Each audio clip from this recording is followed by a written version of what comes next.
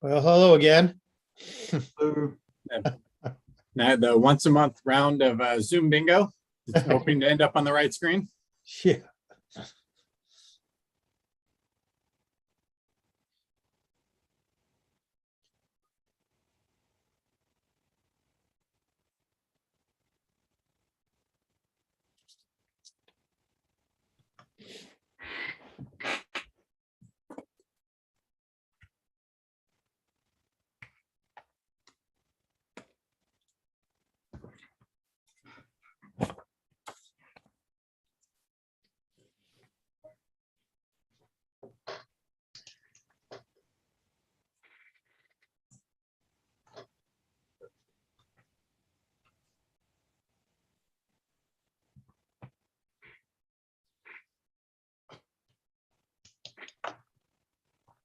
I am resending a Zoom link right now for President Donner. Just be a moment.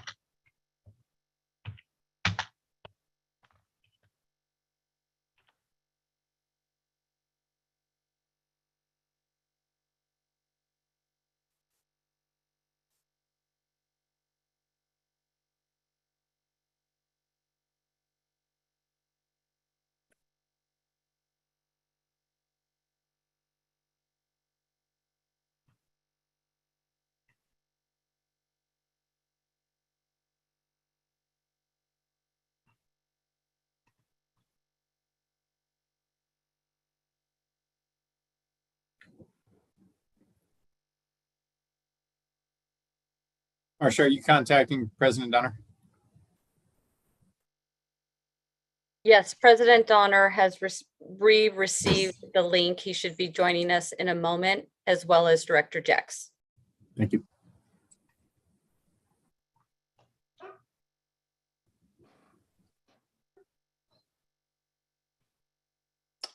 Sorry, I was late.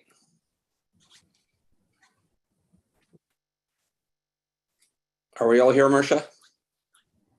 We are just missing Director Jex, but he should be joining us in a moment. Thank you.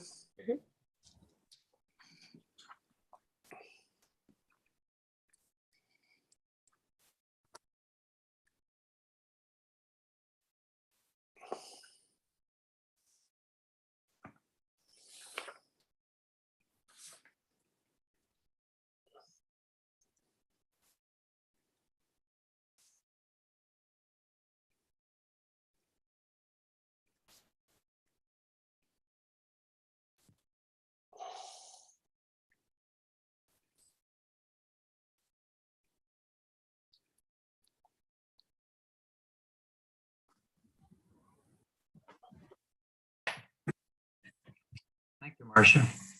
You're welcome. Everyone has arrived. Welcome to the Moraga-Orinda Fire District Public Workshop and Regular Board Meeting. March 16th, 2022. I'll call the meeting to order. Marcia, could you do a roll call, please? Director Bates, Here. Director Danziger, Here. Director Jex, Here. Director Jorgens, Here. President Donner. Here.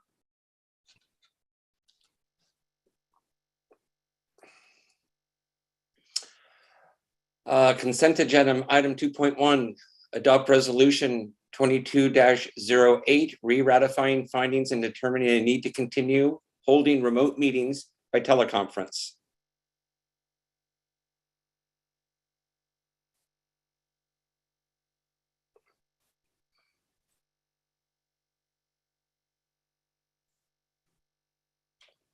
We do not have any public comment and we do not have any hands raised.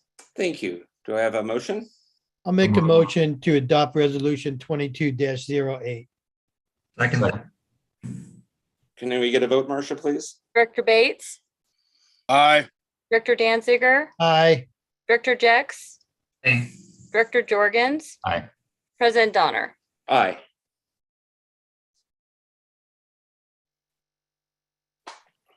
I will open the meeting to public comment. Marcia, do we have any hands raised? We do have one hand raised. Paula Gorin. Okay. Hello, Paula. I'm sorry, I thought this was a closed meeting. I'm really confused. We're going to be at the closed meeting very shortly. We ran a little late at our, we had a meeting prior and we ran a few minutes late. Well, I'm just concerned about the proposal to have this whole area declared as, I don't even know the term. It's extremely difficult for homeowners to get fire insurance. And I think any designation that increases makes this, will make this even more of a problem. Our insurance went up 150%, and it was difficult for us to even find a company. Most of the major companies will not write in this area anymore, and that is my concern. I don't know what part of the meeting it's on or anything. So number one, the board hears you. Number two, you'll have the forum to discuss that at the public meeting at 7 o'clock, and we hear your concern. Okay, well, I've stated my concern. Thank you. Thank you. Marcia, do we have any more hands raised? We do not have any other hands raised, and we've not received any written public comment. All right, then I'm going to close public comment.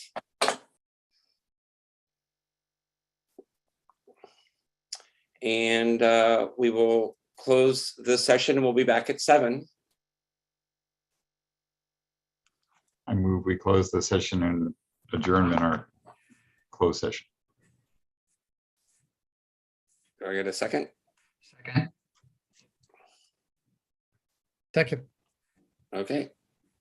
Well, I don't know that we have to actually vote on that or not. yep, no, we don't. Okay, great. All right. Bye.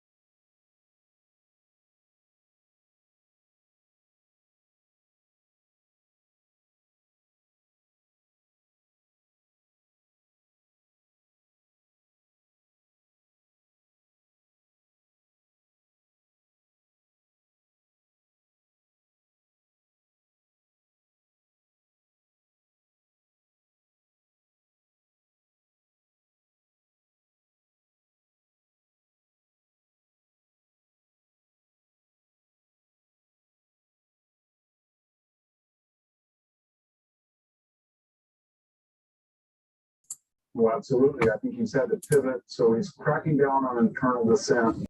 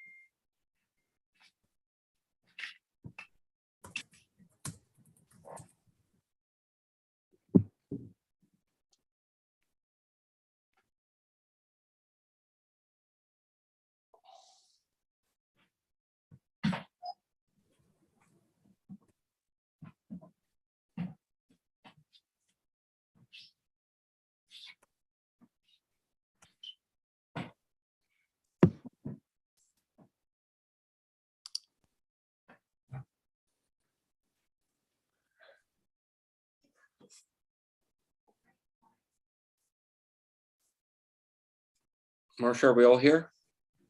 We are all here, yes. Okay, I'd like to call the meeting to order. Marcia, can we have a roll call, please? Director Bates, Here. Director Danziger, Here. Director Jex,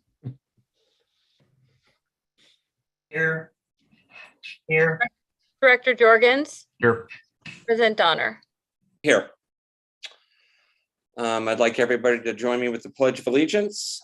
I pledge allegiance to the flag of the United States of America and to the republic for which it stands, one nation, under God, indivisible, with liberty and justice for all.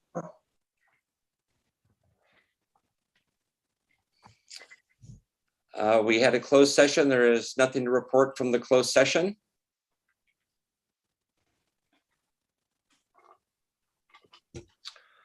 Item 7, I will open public comment for items not on the agenda. Marcia, do we have any hands raised?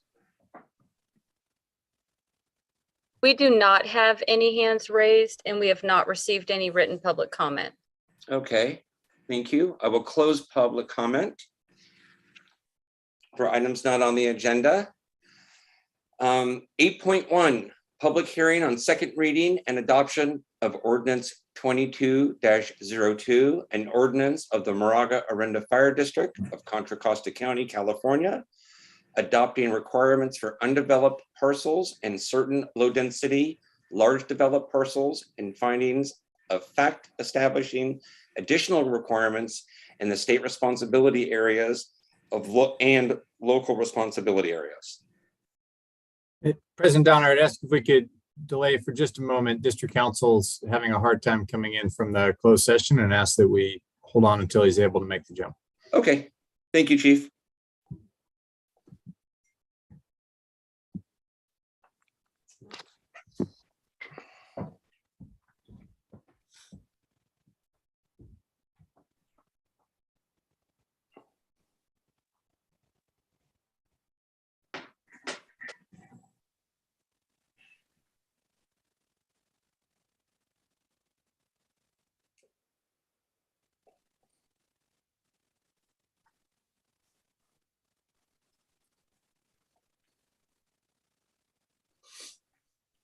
Excuse me.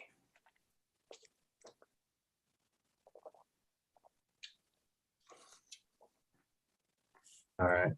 He's having technical difficulties. Miriam Morley, just confirming that you're on and you can serve as District Council. Yes, I am here. Great, Good thank you. evening.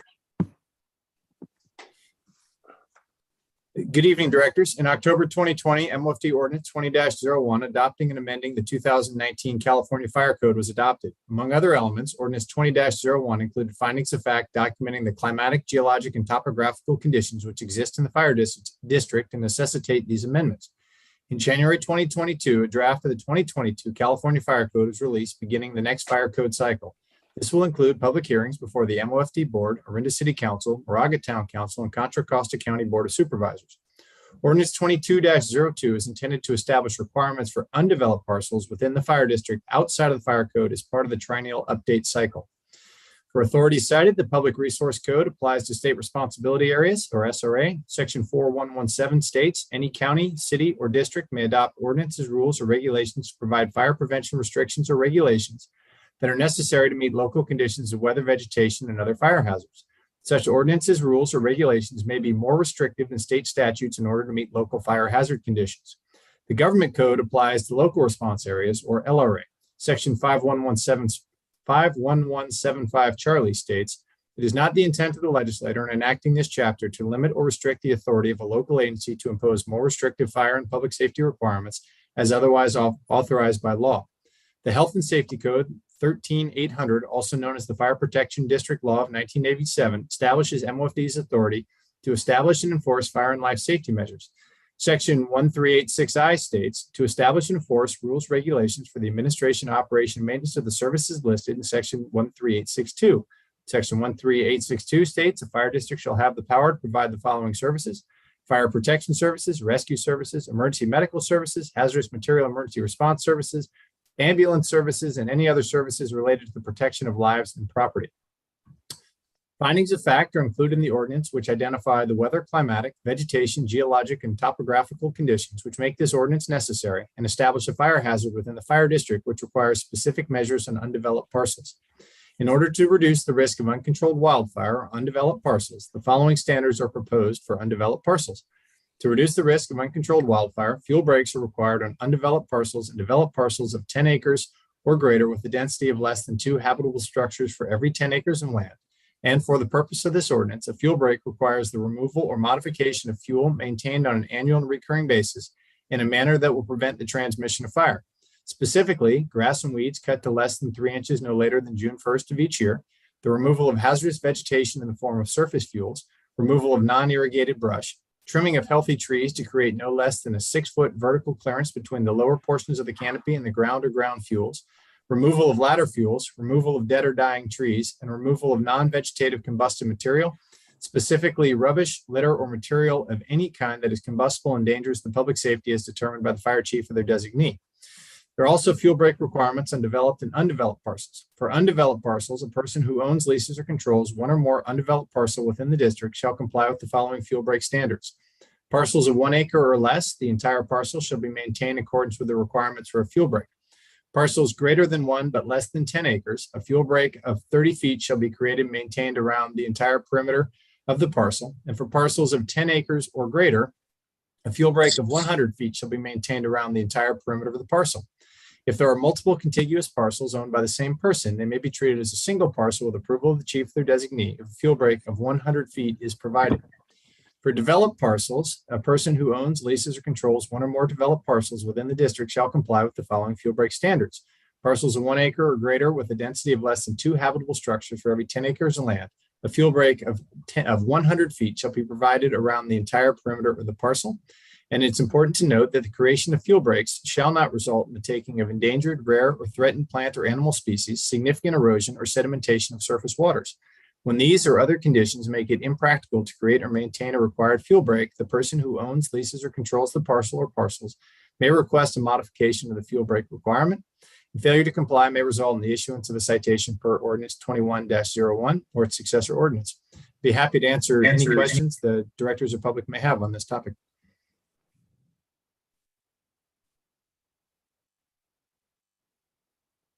Any comments or questions from the directors? President Donner, this is Director Danziger.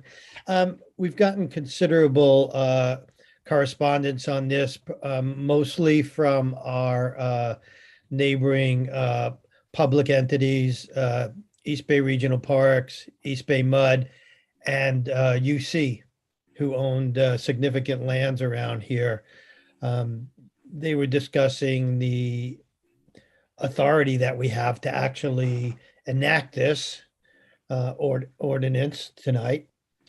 And so, I just wanted to, because there seems to be some controversy and legal matters regarding this, I guess I would ask counsel, is it possible to enact this and just as a possibility to enact this and for right now exempt the public entities from this, or would that be not advisable? I just want to know what the possibility is of being able to do that, to enact it, but to exempt those entities. Vice President Danziger, it's John Holtzman. Can you hear me? Yes. Okay. I apologize. I'm having major problems here. So my suggestion is actually this. The issue that has been raised has to do with, well, at least primarily, has to do with land that is in the SRA.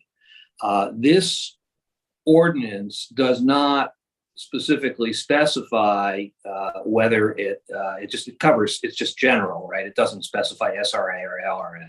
So by enacting this in ordinance, you're, if it is true, in fact, that it cannot be applied within the SRA, then there's still nothing wrong with the ordinance as enacted. So from our perspective, you can do that. It is not the intention of staff, and I've spoken with staff, while we're trying to work through these legal issues, that they would move ahead to apply the ordinance to East Bay Parks or to East Bay Mud until further conversations with the board. But the language of the ordinance itself doesn't specify that SRA or LRA. Okay, so we could potentially approve this tonight, and I'm hearing that we would not enforce it in the SRA at the present time. That's my understanding.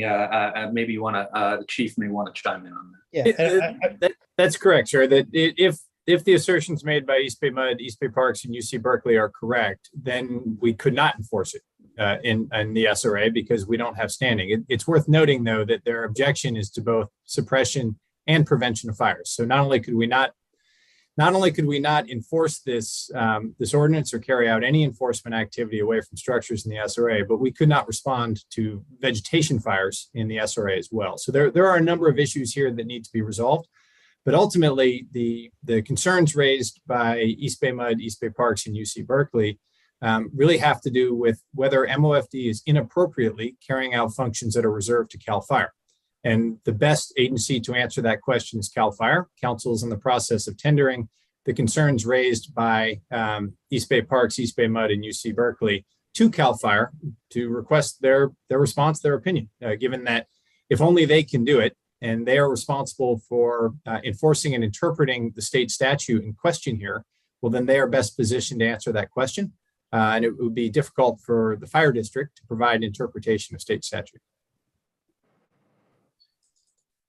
So I would just like some direction here. Is it appropriate for us to maybe delay this to maybe next month, or to, I'm kind of wavering here, or to pass it tonight and work out those issues afterward? I'm not really sure where to go with this. Asking for some help. The district council? Yeah.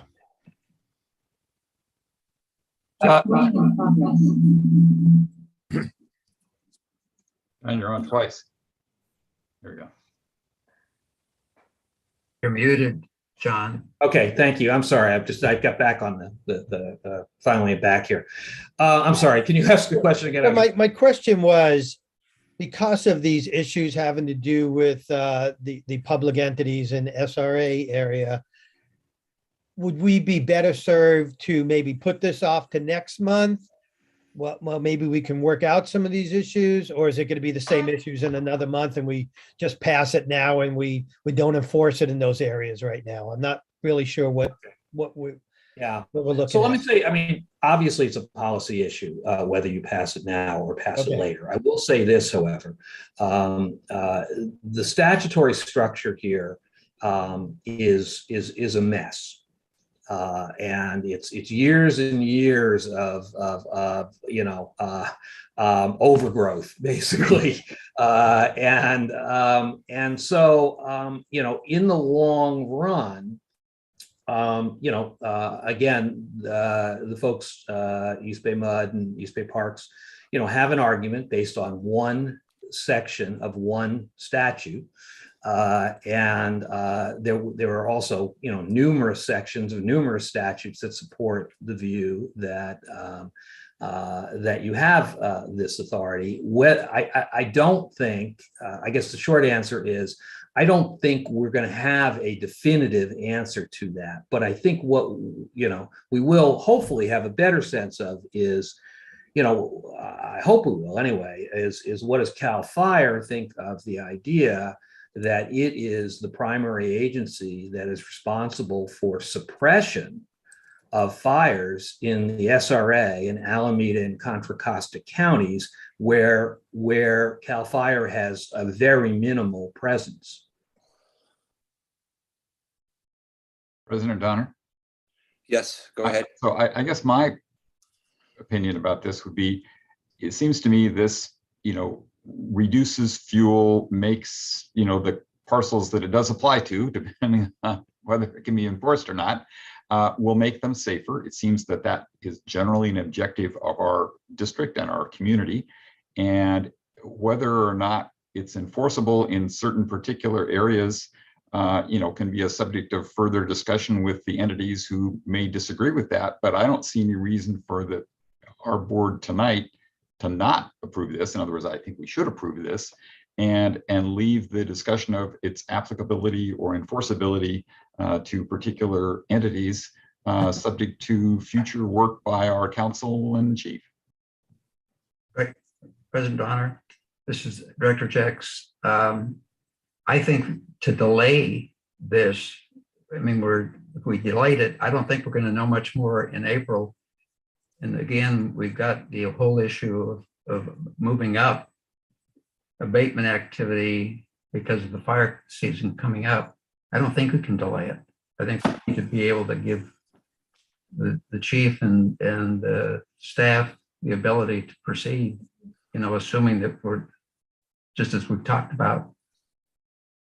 I agree. I agree. Marcia, do we have any hands raised or public comment regarding 22-02? Yes, we do have hands raised. We also did receive written public comment, as previously noted, from East Bay Municipal District, University of California, Berkeley, East Bay Regional Parks, which are available on our website. Thank you. Ken is allowed to talk. Ken? All right, you still there? I'm still here. Hello. Hello. Ron. Please speak. All right, Ken Lyons here. I would like something simply stated, if possible, without a lot of SRA talk. How does this affect the individual homeowner? And in particular, how might it affect the homeowner's ability to get fire insurance and what it might do to our premium? I think you're on the next topic, sir. I don't have the agenda in front of me. Yes, sir. This is the previous topic, which has to do with the requirement for the creation of fuel breaks. And I believe your next topic, your question is related to the next topic, which is the administrative designation of very high fire hazard severity zones. Yeah, I just didn't want it to go to vote without having some input. Okay, that's our next topic. That's our next agenda item. That's 8.2. Thank you.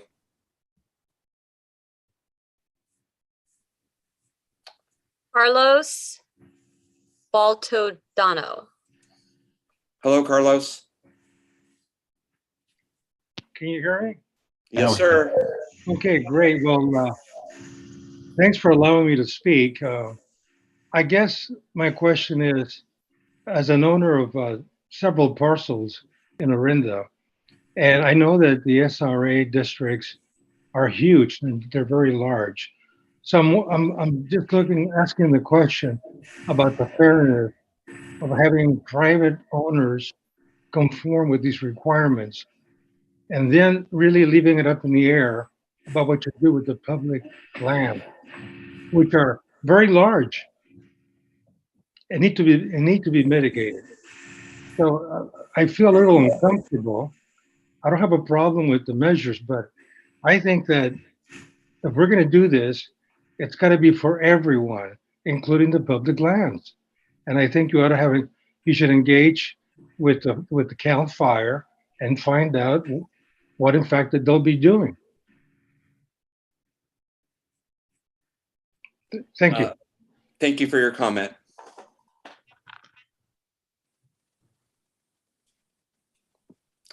Keith Davish. Hello. Keith, you're on mute. There we go. Unmute. Sorry. Hi, can you hear me? Yes. Yes, sir. Okay. So I don't understand what the current mapping is and if the proposed changes will affect me or the neighborhood I live in. So it's unclear to me what the proposed changes actually mean for my neighborhood. I believe you're on, you're making comment on item 8.2 related to very high fire hazard severity zones. Is that correct, sir? To the change from the current designation, which may be less severe to more severe. Yes. Yes, sir. That's the next agenda item. Okay, thank you. Thank you for your comment. Mimi Chen, UC Berkeley. Hello, Mimi. Hi. I'd like to thank the board for the opportunity to make a comment and to direct their attention to the letter that was prepared and submitted by the UC Office of General Counsel. UC owns several parcels, which we refer to as the Hill Campus, that are within MOFD boundaries that would be affected by this ordinance. We do share the district's goal in reducing the risk and spread of uncontrolled wildfires that would impact our communities. To that end, the campus has developed a wildland vegetative fuel management plan and EIR that addresses these issues in our Hill campus.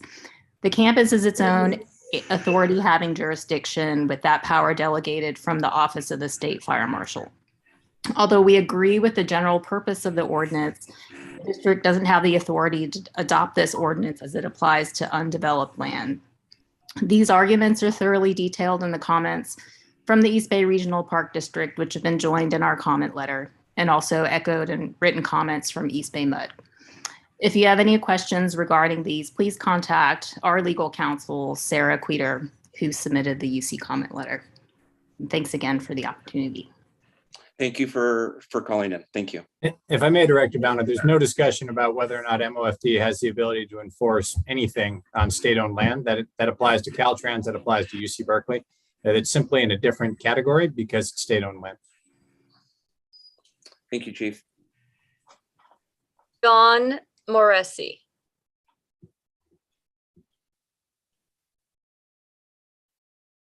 Yes, my question is also what Keith was talking about, which should be considered in the next discussion regarding homeowners insurance issues. If the very high fire hazard rating is actually part of this 2202, how is that going to affect our ability to get and maintain fire insurance on our personal properties? So we can hold off on that if you need to. Thank you.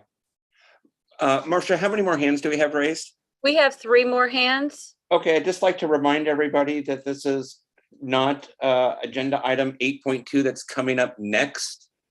And we'll take all the calls then if it's regarding 8.2.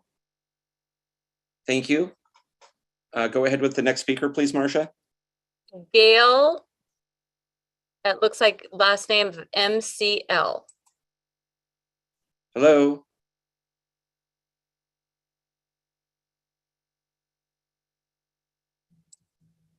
Gail? Gail, you're muted.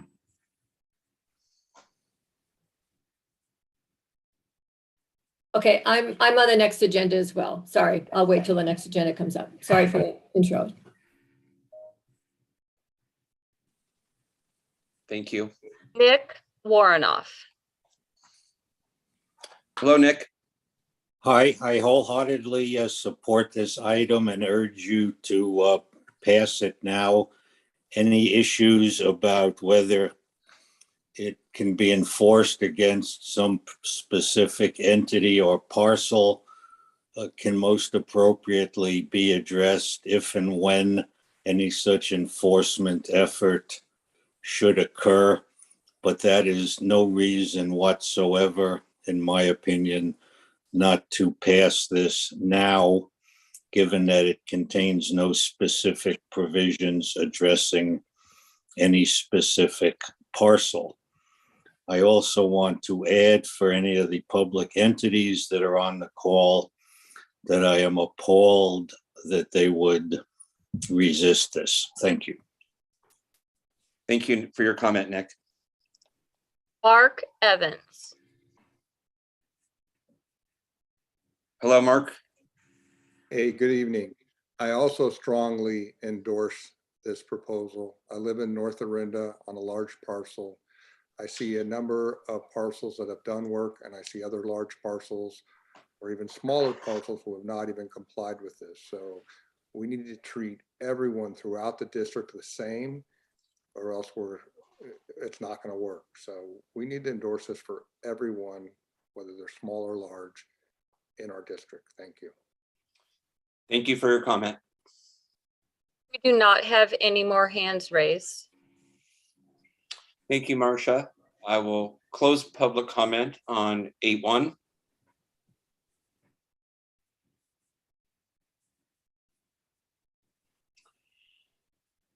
Any more comments from the board? I move we approve item 8.1, the ordinance 22-02. I second that.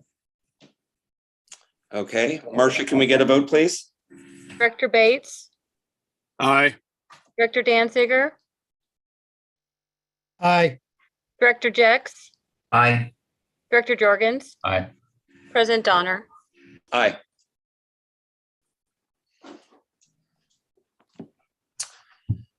Item 8.2, public hearing on second reading and adoption of ordinance 22-03, an ordinance of the Moraga-Orinda Fire District of Contra Costa County, California, designating the local responsibility areas, LRA, previously designated as wild urban interface fire areas as LRA, very high fire hazard severity zones. Good evening, directors. As you're aware, we've received a tremendous amount of correspondence suggesting that this proposal is not well understood, and that the lack of understanding and the lack of, on our part, the lack of effectively communicating both the intent and the practical impact, as well as concerns about elements and impacts, potential impacts of this ordinance, which are unknowable, suggests that this ordinance is not ready to proceed, and I would recommend pulling the item. Thank you, Chief. Any comments from any directors about that? I'm in agreement with the chief. I am too. I agree. Agreed. Okay. All right, so we are going to pull item 8.2 off the agenda. Do you need a motion? I move that we pull this item from the agenda. Second it. Marcia, can I get a vote, please? Director Bates, Aye. Director Danziger, Aye. Director Jex, Aye. Director Jorgens, Aye. President Donner. Aye.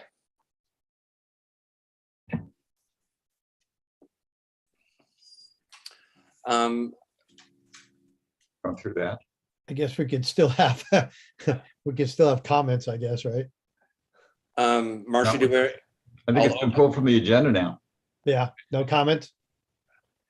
Well, I'll defer to council on that. Should we still take comments on that? Or since the agenda item is pulled, are the comments necessary? Well, no, but I mean, it's to be clear, if you wanted to take the comments before, you could indicate your intention to pull the item, take comments, and then pull the item. But right now, you don't have an item in front of you on this issue. Okay. Miriam, any further thoughts on that? Well, the public is allowed to make comments on items that are not on the agenda. And these members of the public didn't know that this was going to be pulled from the agenda, so they weren't able to make their comments at that time. So I think you could reopen comment on items that are not on the agenda and allow these members of the public to speak. All right, then I will open up public comments on item 8.2. Marcia, do we have any hands raised? So we do have hands raised. We did receive written public comment, which was forwarded to the board and made available on our website by the following individuals: Tim Meltzer, Bruce Cohen, Judy Clayton, Nick Mitchell, Rob Ilea and Suzanne Jones, Michelle Tour, Shireen Ong, and Ann Wallenbach. In addition, we received additional comments after 3 o'clock today from Nick Mitchell, Pamela Rhodes, Darlene and Keith David, and Judy Clayton, which have been forwarded to the board, and I will post and make available on the website. Or I can read those into record, but since the item's been pulled, I could post them on the website. Just post them on the website, please, Marcia. Director Donner, if I may, there was a question asked by Judy Clayton. Please describe how you will now proceed with this issue. With your approval, I'll answer that because that may address some of the comments. Sure, go ahead, Chief. So the question is how we'll proceed on this issue. It's clear that there are elements of this ordinance that would have impacts that are unknowable.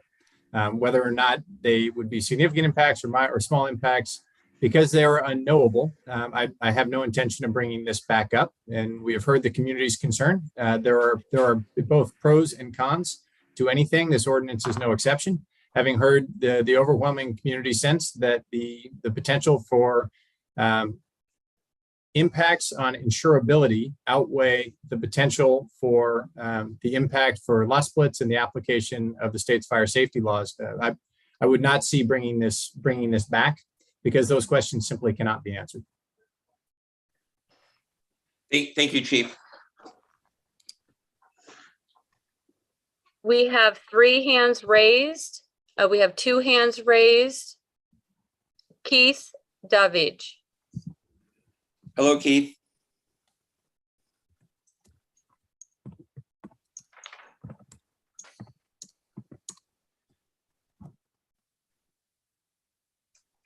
Hello, Keith. He's muted. Keith? Keith, you're muted. I will move on to Carol Avard and we can come back to Keith. Thank you, Marcia. Thank you. Can you hear me? Yes. I've done a lot of research on this, including reading the information that was posted on the website. I think there's a lot of concern about insurance, but that's unknowable. And trust me, the insurance companies know how many trees we have in Orinda. The thing that I'm unclear about that I would like the chief to address going forward and post it on the website so that it's available to us is what was going to be able to be accomplished by this ordinance that wasn't. And I'm specifically referring to the 2018 legislative measure that was passed. It appeared to me that regulation kind of didn't allow us to do some of the things that our current, that the new regulation would allow us to do something that our current regulations wouldn't. So if we are enhanced by having this regulation, I would just like to have more information on how. Do we get more grants? Do we whatever? Because trust me, the insurance companies know how many trees we have. Yes, ma'am. That's a complex issue. I would suggest we'll post here in the chat in just a moment. We held a community meeting where we talked about this issue at length, explained the rationale, explained the legislative background, explained the applicability of the state's fire safety laws that would be triggered through the administrative designation of very high fire hazard severity zones. I would suggest reviewing that because it did provide information that I believe will answer a number of your questions. And is that on your webpage? Because I've looked. Yes, ma'am. There's an announcement of the public meeting on our webpage, as well as if on YouTube on our channel. It's prominently featured there. And as I said, we'll post it here in the chat in just a moment. Great. Thank you very much. Thank you for your comment. Marcia, any more hands raised? Yes. Keith Davidge. Let's try this again, Keith. Hi, can you hear me? Yes, there we go. Okay. Actually, I think the last speaker answered the questions I had, which was, more information on what's proposed, what's going to change about what currently exists. So if you post the information, hopefully I can get my questions answered there. All right. Thank you for calling in, Keith. Thank you.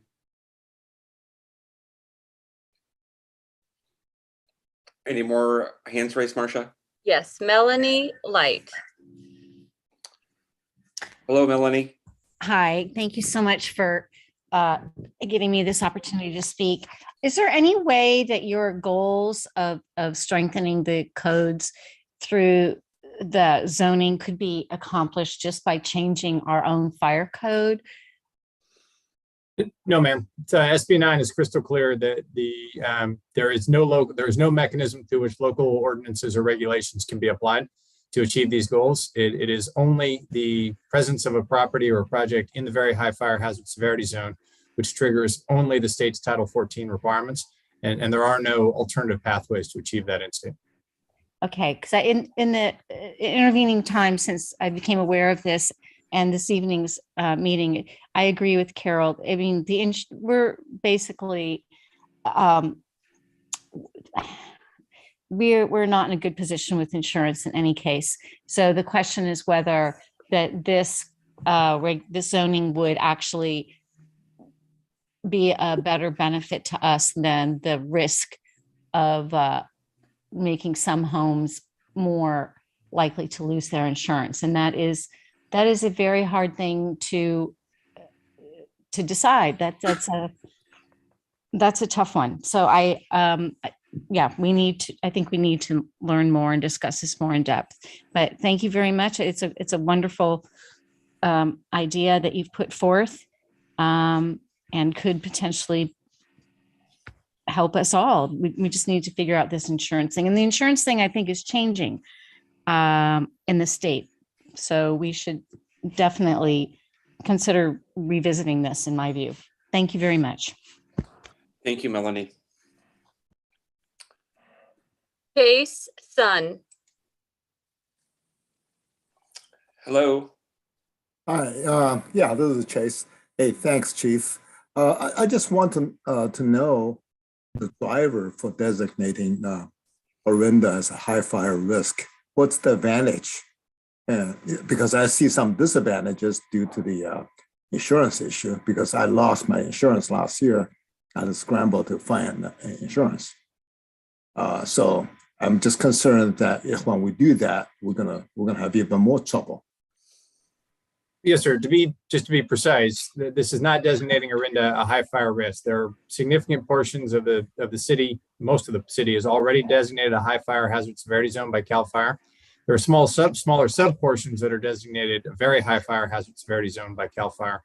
Administratively changing the high fire hazard severity zones to very high would trigger additional state fire safety regulations, specifically Title 14.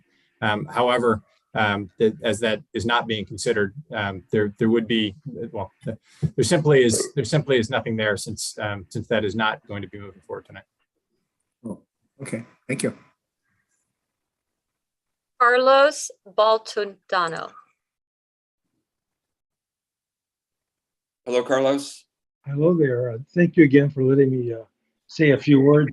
I really had a question. I was just wondering from the chief what the impact would be if this ordinance were to pass, what the impact would be on SB 9, or what the intent was vis-a-vis the requirement or the allowance of parcels to be able to, develop granny units. There'd be no impact on ADUs or junior ADUs. Those are already, the construction method for those is already regulated by the fire district's designation of a wildland urban interface fire area, which applies to the high fire hazard severity zones. State law already applies to the very high fire hazard severity zones, so that ADUs and junior ADUs are allowed under SB 9 and other regulation. However, they are required to be built to ember resistant construction standards. And if the home to which they are either attached or co-located or adjacent to was required to be sprinklered, then those ADUs and junior ADUs are also required to be sprinklered. This would have applied to SB 9 lot splits if the state's fire safe laws were not met on that parcel. All right. Thank you very much for your comments. Suzanne Jones. Hi, thank you. I just want to say how concerned I am about this. I mean, if we're abandoning the need for applying the Title 14 regulations to our, areas in the LRA that really should be designated. I mean, I don't mean we want the maps to be in red, but you know what I'm saying, where the fire risk really is significant, these regulations would make all of us safer. So, I can understand people's concern about insurance, but for what it's worth, I did speak with two State Farm agents, my own agent that through whom we got our policy, as well as the agent who just opened a State Farm office in Moraga. They were both unequivocal that State Farm would not cancel anyone or raise their rates on the basis of this change. So to the extent that people are concerned, I don't mean to be a shill for State Farm, but they are, and actually I'm not the only one. If you look at the comments, a number of people who have State Farm have all been told the same thing. So for that insurance company, at least, there's no ambiguity about the impact, that the impact is not significant. If this is the only legal route by which to get the benefits of the Title 14 regulations where we need them inside the LRA, I just hope we don't drop this completely. I don't know, there's never 100% certainty on every possible impact of any ordinance or piece of legislation. So I understand people's risk tolerance varies, but anyway, I'm just concerned about abandoning this approach right now, given how high our fire danger is and the risk of there being new construction that could be detrimental to the safety of everyone in the district. Thanks. Thank you for your comment. Ryan Wallenbach. Sorry, I'm actually Ann Waldenbach again. I just wanted to emphasize what Suzanne just said. I have a concern about, and actually if I could ask Chief Winterker to just clarify what was trying to be accomplished with this ordinance. And I mean, it was a wide area, and I'm certainly concerned about the insurance for everyone. Although I had noted in another meeting that our insurance gave us a discount, which was USAA, because we had Firewise communities in our area, and that was before we were even Firewise. Going forward with the severity of the seasons, the length of the seasons, my intent is for everything to be as safe as possible. One of the biggest concerns the construction that would happen in all these areas, and the construction just not being safe and under the regulations that you would like. What are some of the what were you trying to accomplish with the ordinance? What was your main concern? Is that a possibility answering that, or is that too lengthy an answer? In summary, I would refer anyone who wants more information to the community meeting we held on this last week, where more information was provided. But in summary, the very high fire hazard severity zones in LRA trigger an application of the state's fire safety laws, specifically Title 14. There are things in Title 14 that can only be enforced through Title 14. And that we are seeking to apply that to a larger element of the district. In the future, this is a transitory item, because in the future, the state will publish new maps. The current maps were published in draft in 2007, so 15 years ago. And those are the maps that we were administratively suggesting should be changed. The state is required to produce new maps every 5 years. The final maps were published in 2009. So the updated final maps are now 8 years overdue. At some point, the new maps will come out. And when the new maps come out, it is very likely that very high fire hazard severity zones will spread dramatically. We were attempting to take action to fill the void, the vacuum created by the state's inaction and the state's inability to meet its statutory requirement to produce new maps every 5 years. In the absence of that, we are concerned that development will go forward that would have otherwise been subject to Title 14 and may in some cases not have been allowable under Title 14. And that when the new maps come out, the quote unquote damage will be done, that those developments will have occurred under outdated and maps that we do not believe reflect the current fire threat. That said, there is obviously, on the other hand, there is the unknowable element of what impact this action could have on insurance, as several speakers have mentioned.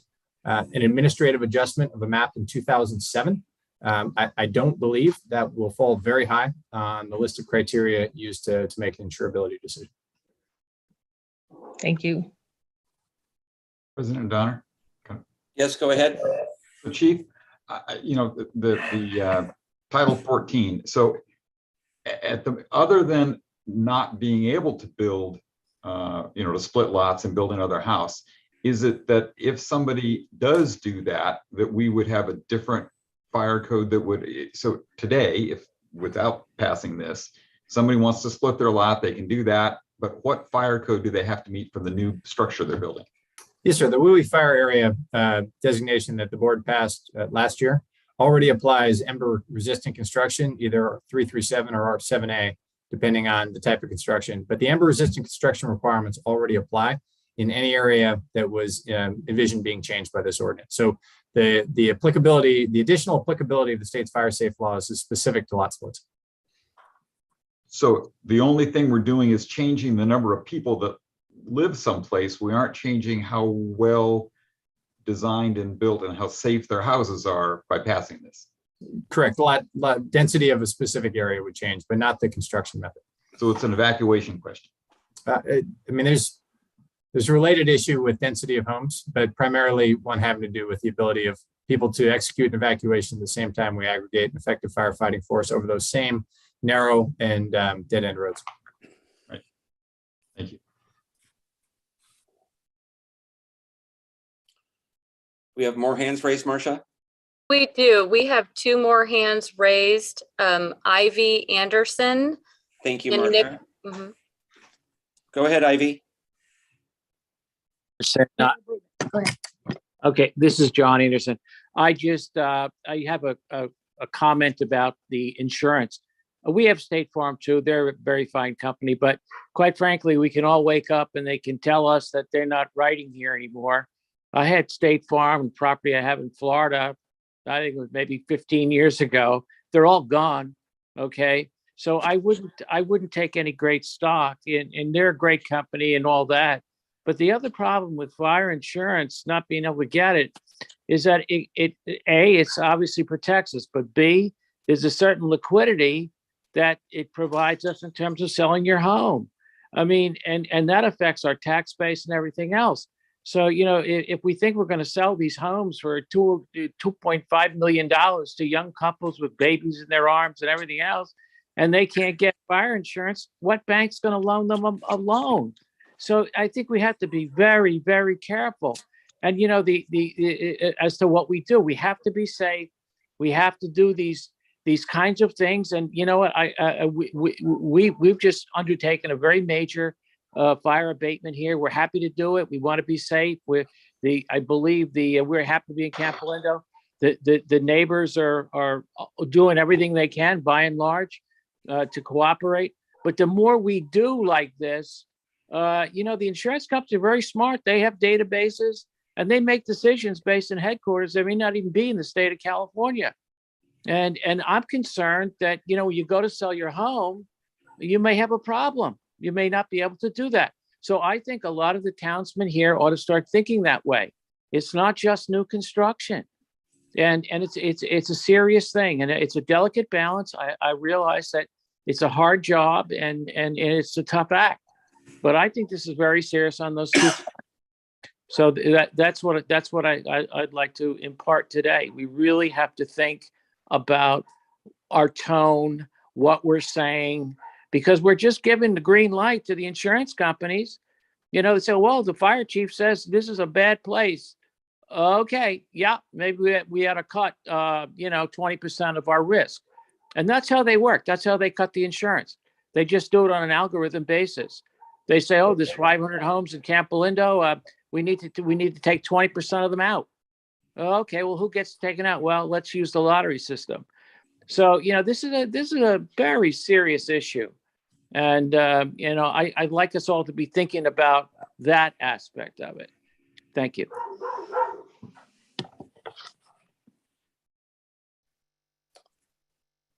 Any more comments, Marcia? Nick Warrenoff. Nick? Good evening. I'm speaking as someone who has spent many, many hours studying SB 9. And to the extent that concerns about SB 9, either the two homes on one lot provision or the lot split provision, to the extent that those concerns are behind this proposal, now withdrawn.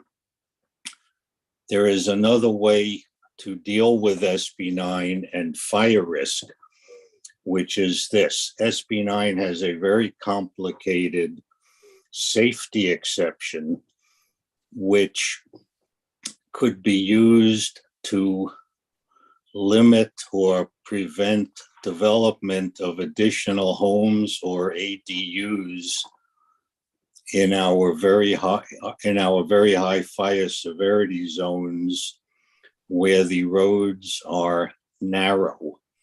The cities of Oakland and Berkeley have taken this approach and have enacted restrictions or bans in their hills where the roads are narrow, which we all know was a big evacuation issue in the tunnel fire of 1991, which I am all too familiar with. I realize that this would be a zoning issue for the city and not for MOFD. I don't know if any of you folks on the MOFD board have any influence with the city. Maybe some residents listening in on the call might want to bring this up with the city, which is to invoke the safety exception in SB9. If anyone is interested, I have written this up. I have repeatedly presented it to the city, unfortunately to no avail. If anyone wants more information, I am easily contacted. Thank you. Thank you for your comment, Nick.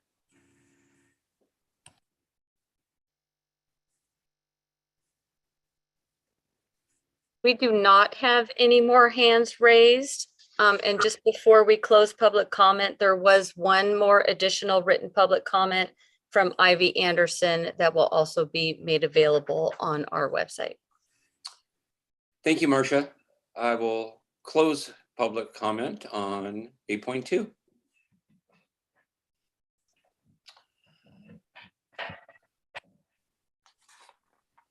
Moving on to the consent agenda, items 9.1 through 9.6.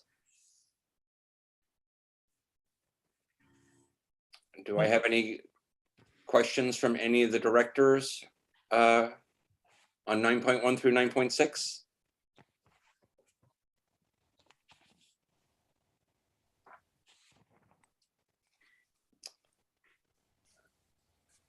All right. I'll open up public comment on the consent agenda, items 9.1 through 9.6. Marcia, do we have any hands raised? We do not have any hands raised, and we have not received any written public comment.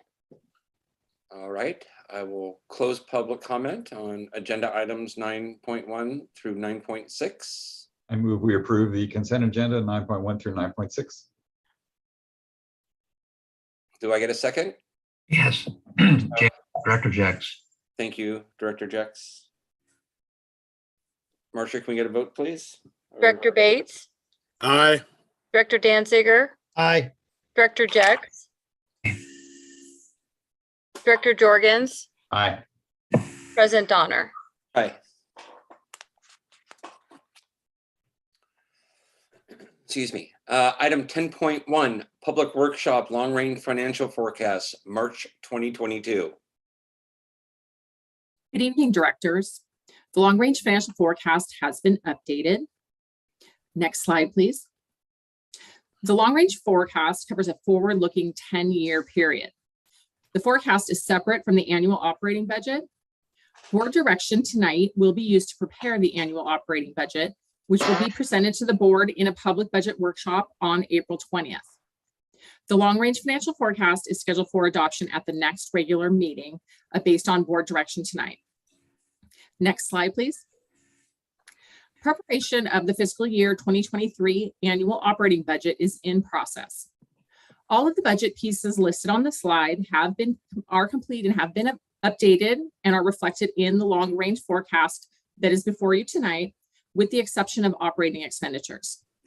Operating expenditures are still in process, and the long-range forecast uses an assumption of current year expenditures plus 4%. Next slide, please. This slide goes over all the significant assumptions in the forecast. On the left side, beginning with revenue, property tax revenue for fiscal year 2023 has been projected by HDL, the district's property tax revenue consultants.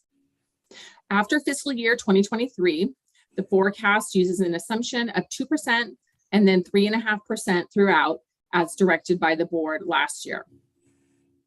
Ambulance revenue is projected to increase 3% in the next year, then 1.5% throughout the forecast. Strike team revenue is projected at $300,000 with a 3% increase throughout. The Tunnel East Bay Hills fuel break administrative fee is forecast to be $684,000 and is forecast to be transferred into the general fund. This is subject to board direction. Salaries and overtime expenditures on the right side of the slide are forecast to increase 5% on July 1, 2023 per the terms of the MOUs, then 3% thereafter. Benefits are projected to forecast to increase 3%. CESARA rates are based on the projections provided by CESARA for the first 5 years, then based on GovInvest projections. OPEB contributions are included at the full actuarially recommended contribution. Finally, pension trust contributions are included using the board directed discount rate of 6.25% and the salary increases included in the MOUs. Next slide, please. In July 2021, the board adopted a fund balance policy. The policy states the district will maintain a minimum unrestricted fund balance of 17% of budgeted general fund revenue at fiscal year end, with a goal of achieving a 50% year-end fund balance in the long term. The forecast projects the district will meet the 50% long-term goal in fiscal year 2028. The graph at the bottom illustrates the district's cash flow. The cash balances at the end of the fiscal year are the peak and the highest cash balances. The last time the district used the teeter plan was in December 2020 due to receivables for the North Orinda shaded fuel break and for strike team receivables. Next slide, please. Next, we will review the district's long-term debt. The pension obligation bonds will be paid in full in about 3 months on July 1, 2022, and the district's vehicle apparatus debt will be paid in full on May 30, 2022. This will leave the district with one outstanding debt issue for Station 43 construction with an annual debt service payment of $322,000. The outstanding balance for the Station 43 debt is $2,617,000 at an interest rate of 2.14%. Next slide, please. This is the last slide, and it details capital projects that are included in the forecast. For the fiscal year 2023 budget, which will be presented to the board next month, staff plans to include in the budget apparatus purchases of $770,000, funding for the start of the Station 41 administration remodel project in the amount of $1 million, and miscellaneous fire station improvements of $70,000. The long-range forecast then includes continued funding for the Station 41 administration rebuild of $4 million in fiscal year 2024 and another $4 million in fiscal year 2025. The next planned capital project is the remodel of Fire Station 45, which is included in the long-range forecast beginning in fiscal year 2026 and completed in fiscal year 2027. The forecast projects all of the capital projects can be funded using transfers from the general fund and existing funds in the capital projects fund. Staff requests board direction on the forecast, and this concludes the presentation. Thank you, Gloria Ann.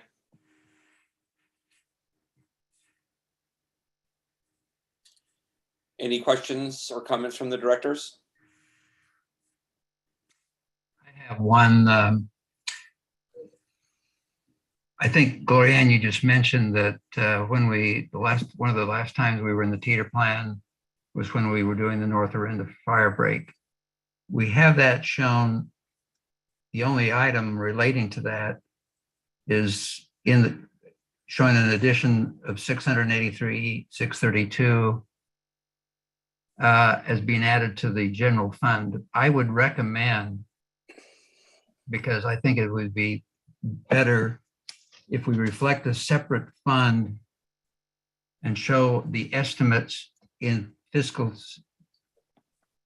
23, 24, 25, or whatever it is, of the new contract or new grant of the 7 million, so that we're breaking that out and can see the cash flow anticipation, because I would assume we're going to have a larger and larger receivable that may indicate or have indications of force or putting us into a situation we're going to have to borrow again from the tier plan in order to fund it. Yes, sir. It's understood. We can, we mirrored what we did for the North Orinda Shaded Fuel Break with regard to not including it on the long range financial forecast, but we can add a Tunnel East Bay Hills fuel break line. Yeah, I think, yes, I think if we put it in there and show in the years, I mean, again, here, it's going to be a guesstimate. Yes, sir. What we're going to do year 1, year 2, and then year 3, closing it out. It would be a lot more realistic to show that as in a separate fund so that we see it. Yes, sir. We certainly can do that. Yeah, I think I would agree. I think when we approved it, we actually said we would put it in a separate fund, and I would argue we should make that a capital reserve fund, which is, that's a formal thing in our governance, and definitely break out that. I have a couple of President Donner. I have a couple other comments. If this is when you want to hear comments on them. Yes, go ahead, Director Dorgans. So in addition to having the cash flow broken out for, having that be a separate fund and a separate line item, I think we also need to have a line item for grants that the district could offer for fuel mitigation and for home hardening to district residents or to Firewise communities or however mechanism we want. But I think we should break that out as a line item. And I would propose that we put something like $750,000 in that each year.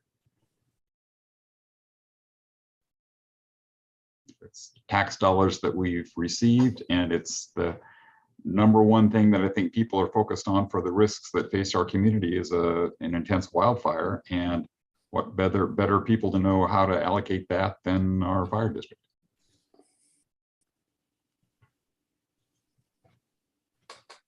I guess the last item is, it would be helpful for me, Gloria Ann did a good job of pointing out what the minimum, when we include the grant money in the overall forecast, and we show what the end of year cash situation is, I think it would be good to have a line item that also shows what the minimum cash is on the long range financial forecast, because as John pointed out, there will potentially be timing issues when we spend the money versus when we get the reimbursements. We're currently living in the middle of that for some of our fire suppression activities that we took part in, and it's, I think, over $1 million right now still. For a long time we've had that.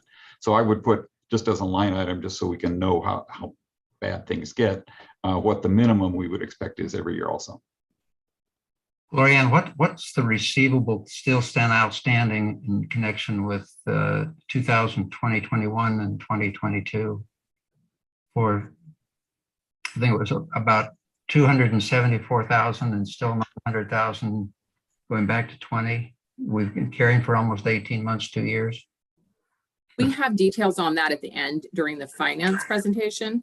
I don't have the number off the top of my head, but we have that at the end of the meeting tonight. Yes, sir. And that's particularly anomalous because of COVID, and that the state was carrying, typically makes payment when they close out an incident. Incident normally is measured in weeks or sometimes months. In the case of COVID, they were treating all of our COVID support responses as a single incident and had not closed it out. And they're in the process of closing that out and processing those payments now.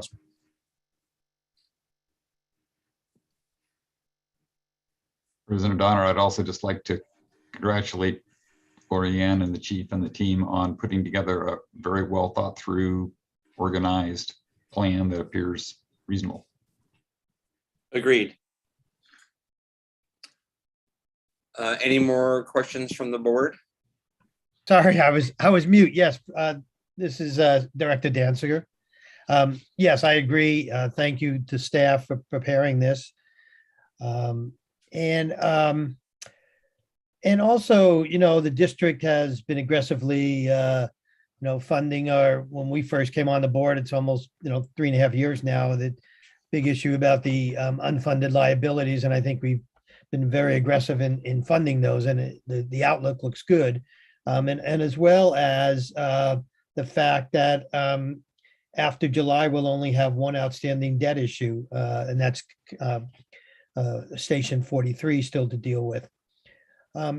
So under Capital Projects Fund, you have $1 million and then 4 million and 4 million for Station 41. And so that assumes that Station 41 and admin would be a total of $9 million, I assume, from that money. But that assumes just paying it down and not doing, a mortgage, which we are doing with Station 43. And I think there's a lot of policy discussions and board discussion that needs to go into that. Why would you assume that? I mean, and not finance it like we've done with Station 43 most recently? I'm not sure why we would just say to pay it all off like that. The board's previously been provided a number of options, has not provided direction. So that was a starting point if we had to bring something forward. But if the board's pleasure to do something else, this would be the time to provide that direction. Got you. So I personally would be in favor of proceeding with discussion of the rebuild of Station 41. I would certainly want to see us, put down as much as we could. I don't see us wanting to pay off the whole amount here like it's listed. But I would like to go forward with discussing that and see if we can reach some kind of agreement amongst the board to proceed. Perhaps this will have to be a separate discussion, but I would like to proceed with this discussion on how we would finance it. And I don't see just paying it this way as the best way for the district. I would probably want to do it more like we've done Station 43. Steve, I think if you go back and look at the prior 10 years and the amount of interest, it dramatically escalates the cost over. Mm-hmm. I think that was the original thing, because so many of the districts are able to put in reserves sufficient amount of money to cover capital expenditures without having to borrow. So I think what we've got in here now is appropriate. We really don't know exactly how it'll go. We're going to begin the process, but by at least in the long range forecast, by doing that, by 2027, 28, we're back over 50% general reserves. So the general fund is adequately in what's been generated to cover that as is, and still do other things we're talking about doing.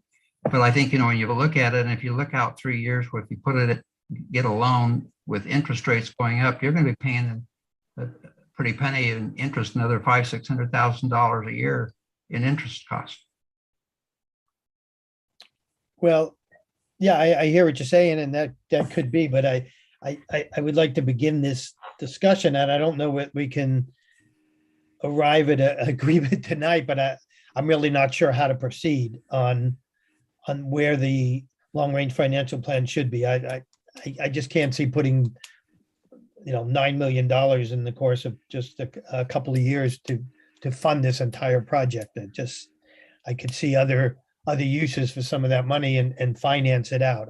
I hear what you're saying, John, and I respect. I went back and looked, and it was staggering what we paid in interest cost. Probably doubles the cost of the facility over the period of time we did it, 8 years. Mm-hmm. So I think to be able to be debt free going forward certainly enhances the capacity and the ability of the district to fund whatever we need to. That's a priority. I would agree with that. I think that really we got burned by a couple of, when we did our pension obligation bonds, we looked back at that and we looked back at one of the other mortgages that we had that we've already paid off now. And we were paying crazy rates with bonds that weren't, we would have loved to refinance them, but they weren't prepayable. You couldn't pay them off ahead of time. And we were paying crazy interest rates on them. And I think in general, it's a philosophy question. Do you pay as you go and buy what you can afford, or do you, it's much like you manage your personal life. It's the same kind of question. Do you you save up till you can pay for stuff, or do you borrow it and hope you can pay it back? And I think we had a discussion last year and maybe even the year before about Station 41 and how to pay for it and whether, what made sense. And at the time we decided we would, given a number of uncertainties and things, we decided we would wait and gather some money, which we've been able to do luckily, and then be able to pay for things as we went. Oh.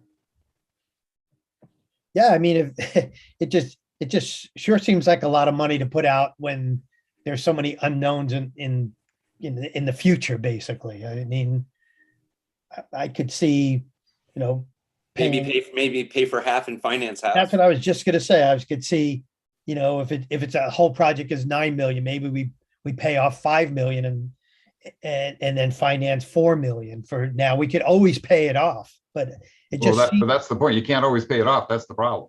Why? You get a penalty for paying it off, you think? Or actually, the pension obligations funds, we had a preclusion from paying it off. It was not physically possible to pay it off. And so, we were stuck with them. We were paying, 5% interest in a 1% interest environment on pension obligation bonds that we had. So, it cost us a lot of money, and the bondholders were incredibly happy, I'm sure. Sure. Well, then I think the lesson learned is we don't finance it that way. Right. And I imagine, I don't know how you finance a firehouse. I wasn't here at that point and I've never done this, but I imagine, rates are really low right now. Well, I think the rate on 41 is 2.14%. Yeah. It's pretty inexpensive money. It is, right. And so, I certainly want to proceed on this.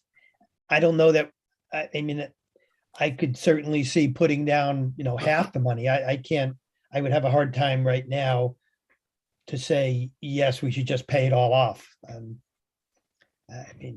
I don't know enough about financing a firehouse to say, is there a penalty for paying it off? Is there a balloon, payment penalty or anything? I don't know. Well, why don't we ask about how is Station 43 financed? Yeah, and if we have money, why not pay off Station 43?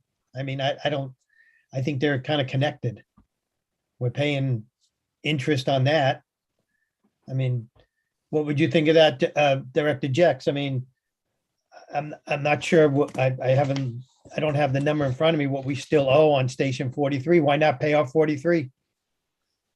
Is that 43 was about what, 4 million, Glorianne? 2 million change is what we have left. Yes. We pay $300,000 a year, so it's got a long time to go. I think it was on a previous slide that she had it paid off, and I think, can you pull that slide up, Glorianne, on 43? Yes. Thank you. Yeah, so the outstanding balance on 43 is $2,617,000, and the interest rate is 2.14%, and it is scheduled. The last payment on 43 is in fiscal year 2031, and it can be prepaid. It was structured, that was an option when we did issue the debt. And so it can at this time be paid off if that is what the board chooses. With no penalty. Correct. Instead of paying that off, why don't we not pay that off and consider that to be our debt that we have outstanding and not pay off the other one? Instead of incurring the costs of it, because there are a bunch of fixed costs in getting a loan. So we could structure a financial deal where we could pay off early for 41. We don't have to be stuck with the you can't pay off early. We could structure a deal that is able to pay off early if we need to. Is that correct? Sounds like it. It sounds like we could. We could also decide later on whether we want to finance it or not, instead of deciding today. Well, I think we were looking to move forward with direction for the chief. Is that everyone's thought? I think it's unanimous that we need to move forward with Station 41. I think the board's pretty unanimous on that, correct? Yes. Yes.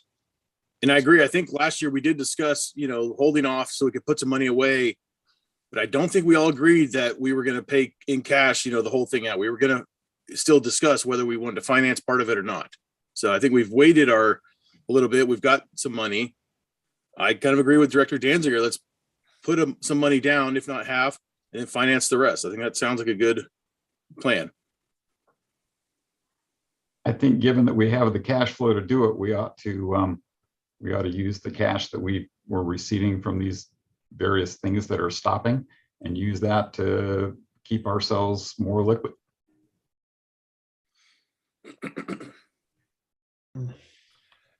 This is a question for the chief and Gloriana. Is there any way for us to find out? Currently, we don't have an asset that you can pledge. It's like a mortgage. Well, we have a constant revenue stream. They like you to pledge assets. At least one of the other fire stations has 2 fire stations that are pledged against it, not just one. Yeah, we pledged 2 fire stations in order to do that. So you got to have collateral, and you don't have collateral at this point in time to pledge, unless you pledge some other fire station to borrow money that you don't need.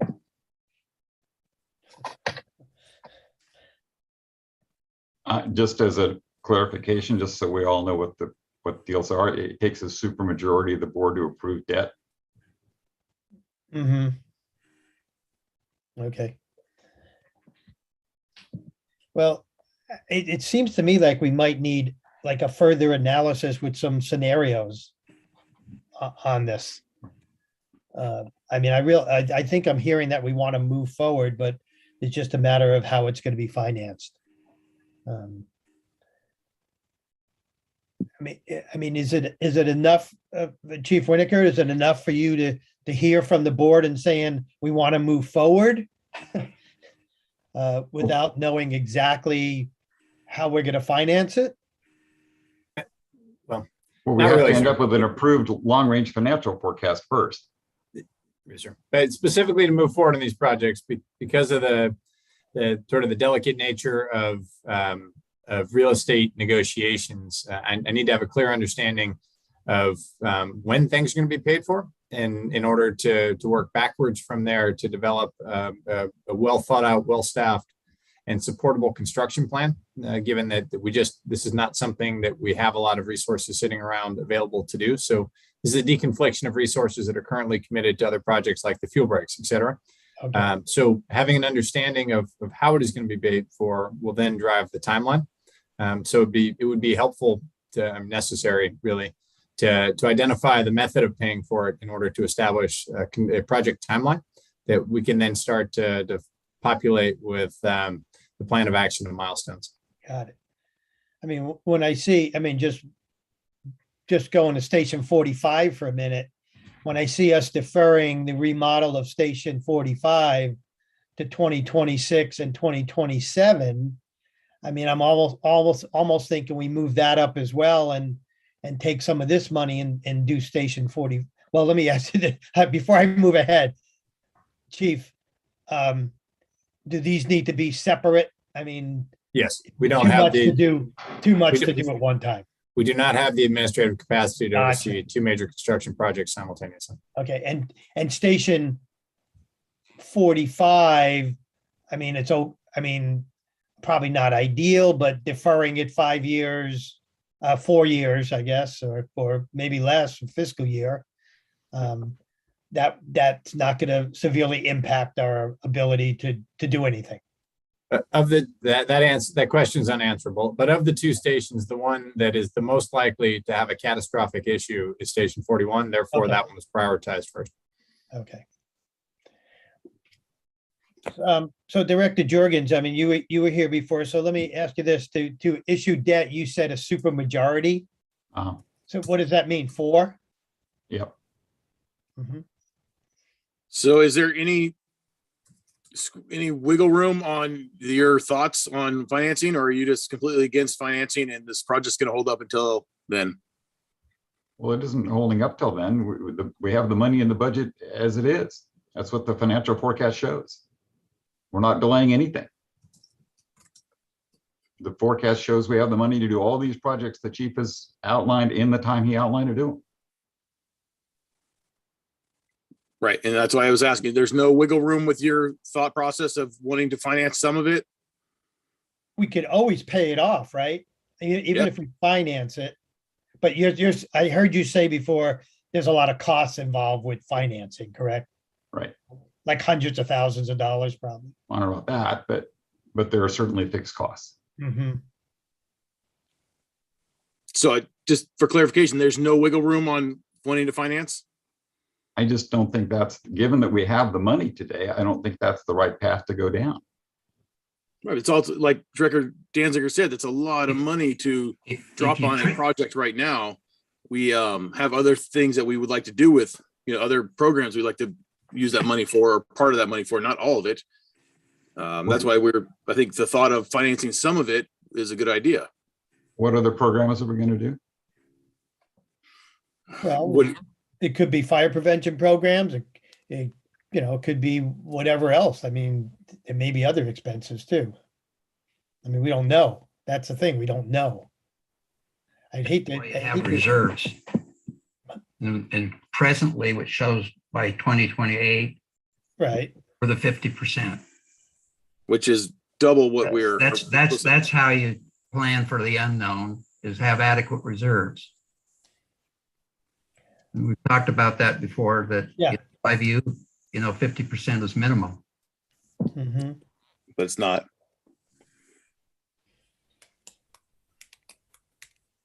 Well, I would really like to move forward with this, and if this is what it takes to move forward, I would I'll do anything I can to give the chief some direction and be able to move forward. I really don't like the idea of just paying the whole thing off. It just seems, I mean, I could certainly see half of it to start with, say 5 million, but well, it would be a million in 2023 and 4 million, and then finance the rest. That just, I think it just gives us a little bit more room to do some other programs if we need to. Well, we were going to add some line items to this spreadsheet, and we, next time is when we're supposed to have the final discussions about it. I think if we have the cash, we have the reserves, I'd be in favor of just moving forward and giving the chief some direction, and let's get these things done.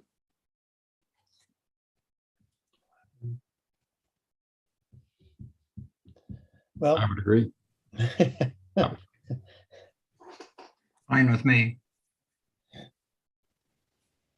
So Well, Chief, we have a couple, like maybe 2 lines we're adding into all of this, and then we're going to have sort of a final discussion next time. Is that the plan? Yes, sir. We certainly can take that direction. I mean, I think that's how you led off, is that this is the first workshop, and then next time it goes on the agenda for approval, right? Yes, sir. Okay. Um,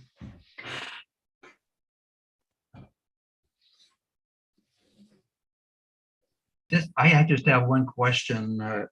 In the papers that are in the back dealing with the funding, it shows from Cirrus assumptions and the plan Codia's assumptions. Where did this information come from, Glorianne? It shows the default total employment recommended contribution and. Right, so the Cicera projections come from Cicera. They give the district a 5-year projection. So I Okay. used that.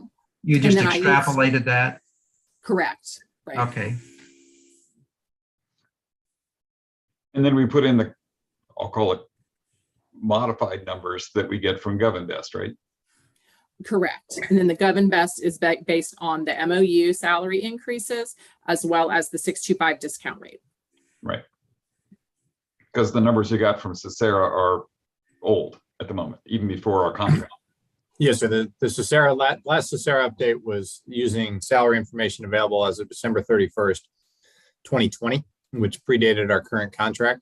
And we won't see an update using the December 31st, 2021 numbers until the fall, September or October. In the interim, so the Cicera calculations are based on our on our old salary data. And but GovInvest is updated with the actual salary data. So GovInvest, as you alluded to, is calculating the difference in Cicera payments based on the old salary data versus new salary data, as well as the difference between the assumed 6.25% rate of return that the district uses and the 7% rate of return that Cicera uses. Great. That helps. Thanks. Yes, sir.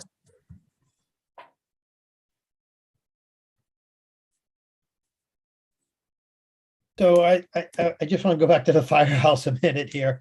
So am I hearing we don't have enough support to do the 1 million, the 4 million, and then finance the other 4 million? If financing the other 4 million over 30 years is, about 100, I don't know what, depending on the interest, I mean, it's 100 and maybe 75,000 a year, something like that.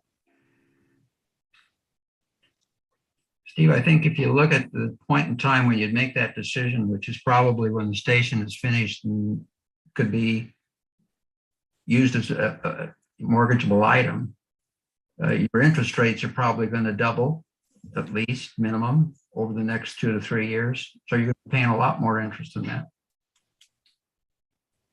That's true. Okay.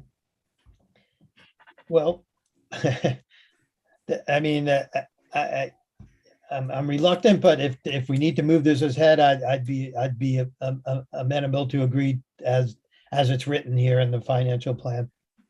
I would like to move this ahead and give the chief some direction so he can start putting some things together. So if it's not going to affect our other services, our ability to to pay our bills, to pay our salaries, benefits, and everything else, I'd be agreeable to it as written. And so I think the benefit of having the discussion about all of this and having a long-range financial forecast is we really can understand what the long-term implications of our decisions are today and what kind of cash we do expect to have and what kind of things it supports. And at the moment, I think a lot of it is being, a huge amount of it is being supported by the fact that at the moment, at least, property values have gone up a lot and the number of transactions has gone up a lot. And so we have we're riding the high times right now. And that's usually a good time to, you could call this squirreling away money. I mean, you're funding an asset, you're funding an obligation you were going to have at some point. And this is the good time. We're making our Station 41 our rainy day fund to some extent. Again, you can always go back, in 10 years from now, if you want to go finance something, you can still finance a station. Yeah. Okay. Well, I like I said, I'd be in favor of moving forward, giving the chief direction and doing as written there. And Sound like Mike, you said you would too. I'm in favor of it. So. And I hear. Chief, do you have the direction you need to prepare for next week, next month then? I believe so, sir. Okay. I'll open public comment on item 10.1. Marcia, do we have any hands raised? We do not have any hands raised and we've not received any written public comment. Oh, we do have one hand raised. Mark Evans. Okay. Mark, you're on. Muted. I guess I'm one of the few people stuck around for this whole financial discussion. So one of the discussions too, and I think you're probably aware of, is the Orinda, our sales tax is looking to do some funding as well. So I guess I support what Craig's saying. We're kind of at the high end. We got the sales tax from Orinda. I don't know exactly how that helps fund MOFD because I know it's Moraga-Orinda, but I strongly recommend we do not take on debt with interest rates going up and that sort of thing. I think, you can always go into debt later, but if we can operate without debt, I guess I haven't heard what is not funded. And so therefore I recommend we continue with the plan forward. Thank you. Thank you for your comment. Are there any more hands raised, Marcia? We do not have any more hands raised. Okay. Oh, I'm sorry. We do have another hand raised. Vincent Wells. Okay. Hello, Vince. Hello. Good evening.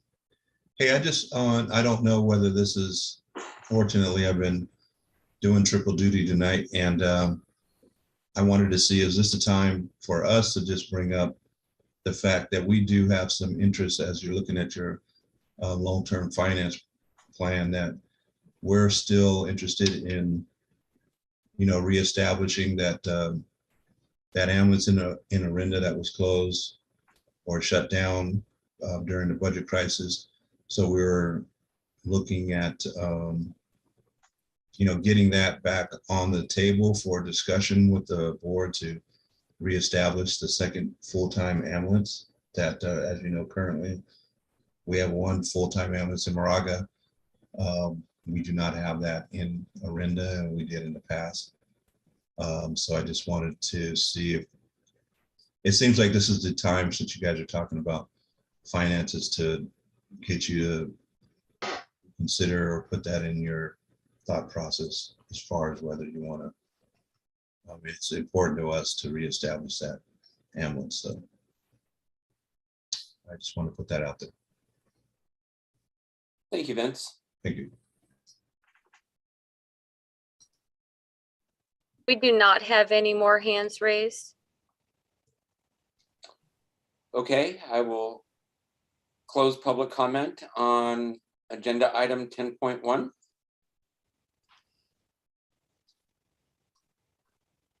I think we've already had our deliberation. Yep. Item 10.2, report on the adopted emergency paid sick leave policy in accordance with SB 114 and approval supplemental sick leave pay exceeding SB 114, $511 per day and $5,110 total minimum requirement.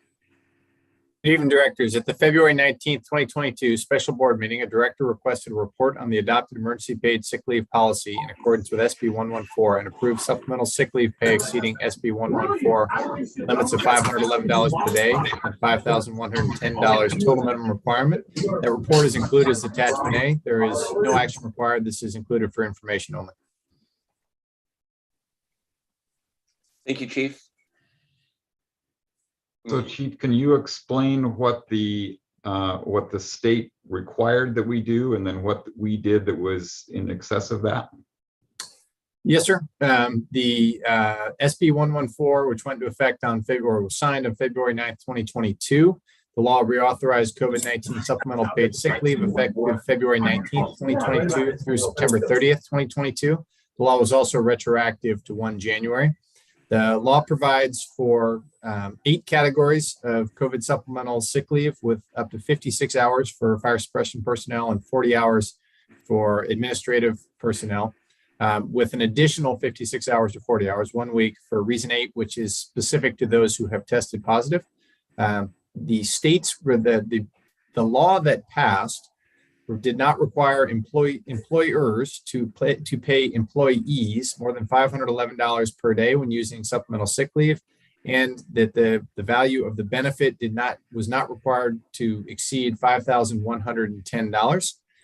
In the case of MOFD, with those pay rates are included on page 100, which is item 10.2A. There are a number of positions which exceed the $511 per day, and the board adopted the proposed implementation of sick leave that would pay employees at their full rate, not the lesser rate, which was the SB 114 minimum. So the difference between $511 per day specified by SB 114 and pay rates that were in some cases higher than that for depending on the employee. But how? That information is included on the detailed breakdown by positions included on page 100 of the packet. Right. But just to be clear, some of them are 2 or 3 times that rate. Yes, sir. Okay. So I just want to make sure the public realizes that we were, as a whole board, we agreed that was a good thing, but it was also an expensive thing that we did, and the total cost was about how much extra? The additional cost was estimated beyond the minimum requirement. The additional estimated cost is $194,152. Thank you. Which is only if every member uses all of it. Right. So if no one uses anything, the cost is 0. Right. Exactly. The whole bill cost is 0 if nobody does anything. Yeah. Right. It was nice of the state to force us to pay money. Yeah, without giving us any money. It's the second time they've done without funding it, of course. Yeah. Yes. Thank you, Chief.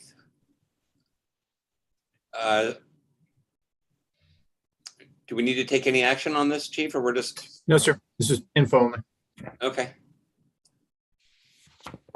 I will open up public comment on 10.2. Marcia, do we have any hands raised? We do have one hand raised, Mark Evans. Okay. I'm still here.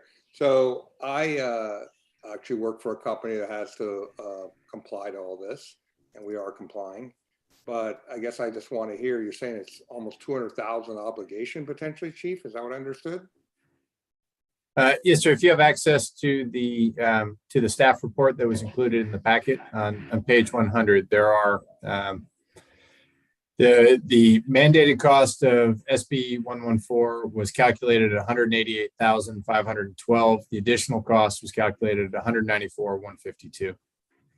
Okay, and I understand the board approved it, so it's not really a public comment about whether to do it. I guess my question is, do you have a sense of how much?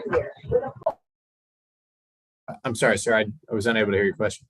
Do you have a sense of how much was actually paid? If you had a potential obligation of 200,000, how many people have gotten the COVID and have applied for this, such that what is our actual expense? It's the benefit goes through at least September 30th, sir. So I think it'd be premature to conduct an accounting of it because it is only retroactive January 1st. So we're less than a third of the way through the period in which this will be in effect. Hey, Chief, I'm gonna put you on the spot. I'm in the same business you are. I'm a contractor. I have union employees working for me. We have very few that have been applying for this because Omicron has gone down. What sort of incidence rate do you have in the fire district? I'm just trying to understand what the obligation is, please. Well, I think there's two questions here. What has been spent to date? I don't have that number in front of me. And then the question is, what is the obligation? The obligation is obviously the fully calculated amount. But I don't know the to date expense based on supplemental COVID-19 sick leave since January 1st. We had a significant outbreak early from December that rolled into January, as did many other industries. But I don't have those numbers in front of me. If you send an email to info@MOFD, I'd be happy to provide that as needed. Thank you.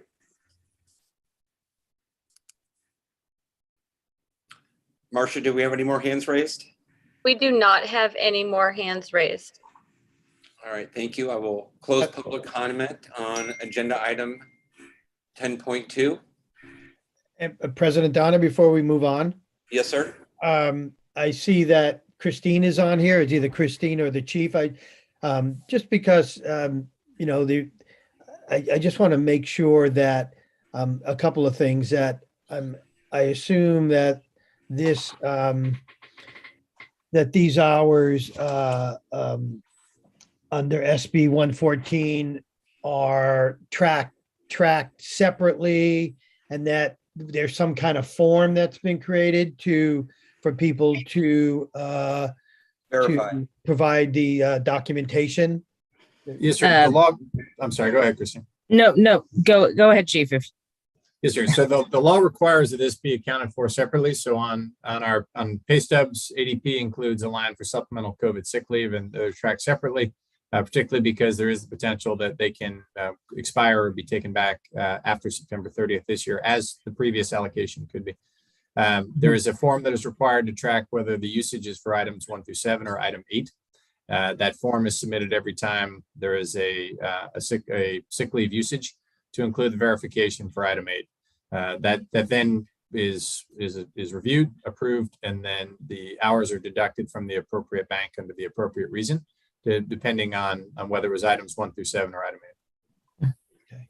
So do we, maybe this is a Christine question, but being a former HR person, so do they use their maybe their regular sick leave, and then we retroactively change it afterward, or at this point, no. So Okay. folks have just been indicating if they need to use their reason 1 through 7 or reason 8 leave, and then that's pretty much the process at this point. And is there a special code in Telestaff for that too? Yes, there is. We have implemented new Telestaff codes for those reasons, and I've been keeping track of all of that. So are you the person who monitors that, and do you only, or you and other admin people only have the ability to put in that code? Yeah, so the battalion chief is eligible to put in the code, and then I monitor that, and my manager is also aware of that, of the codes that go in. Somebody would, but I don't know exactly how the reporting goes, but I guess they would report to their battalion chief, who'll update their status, and then HR will verify the status, and then like for extra, I guess, extra, certification, then my manager will do that as well. So okay, I just for anyone listening, and there may be some questions, that it sounds like we have the appropriate measures in place. Yes, there's not going to be an abuse of this, and we're monitoring it very closely. Yes, exactly. Okay. Yes. Good enough. All right, thank you.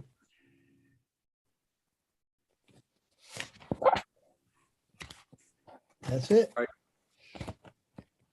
Any more questions from the directors regarding 10.2?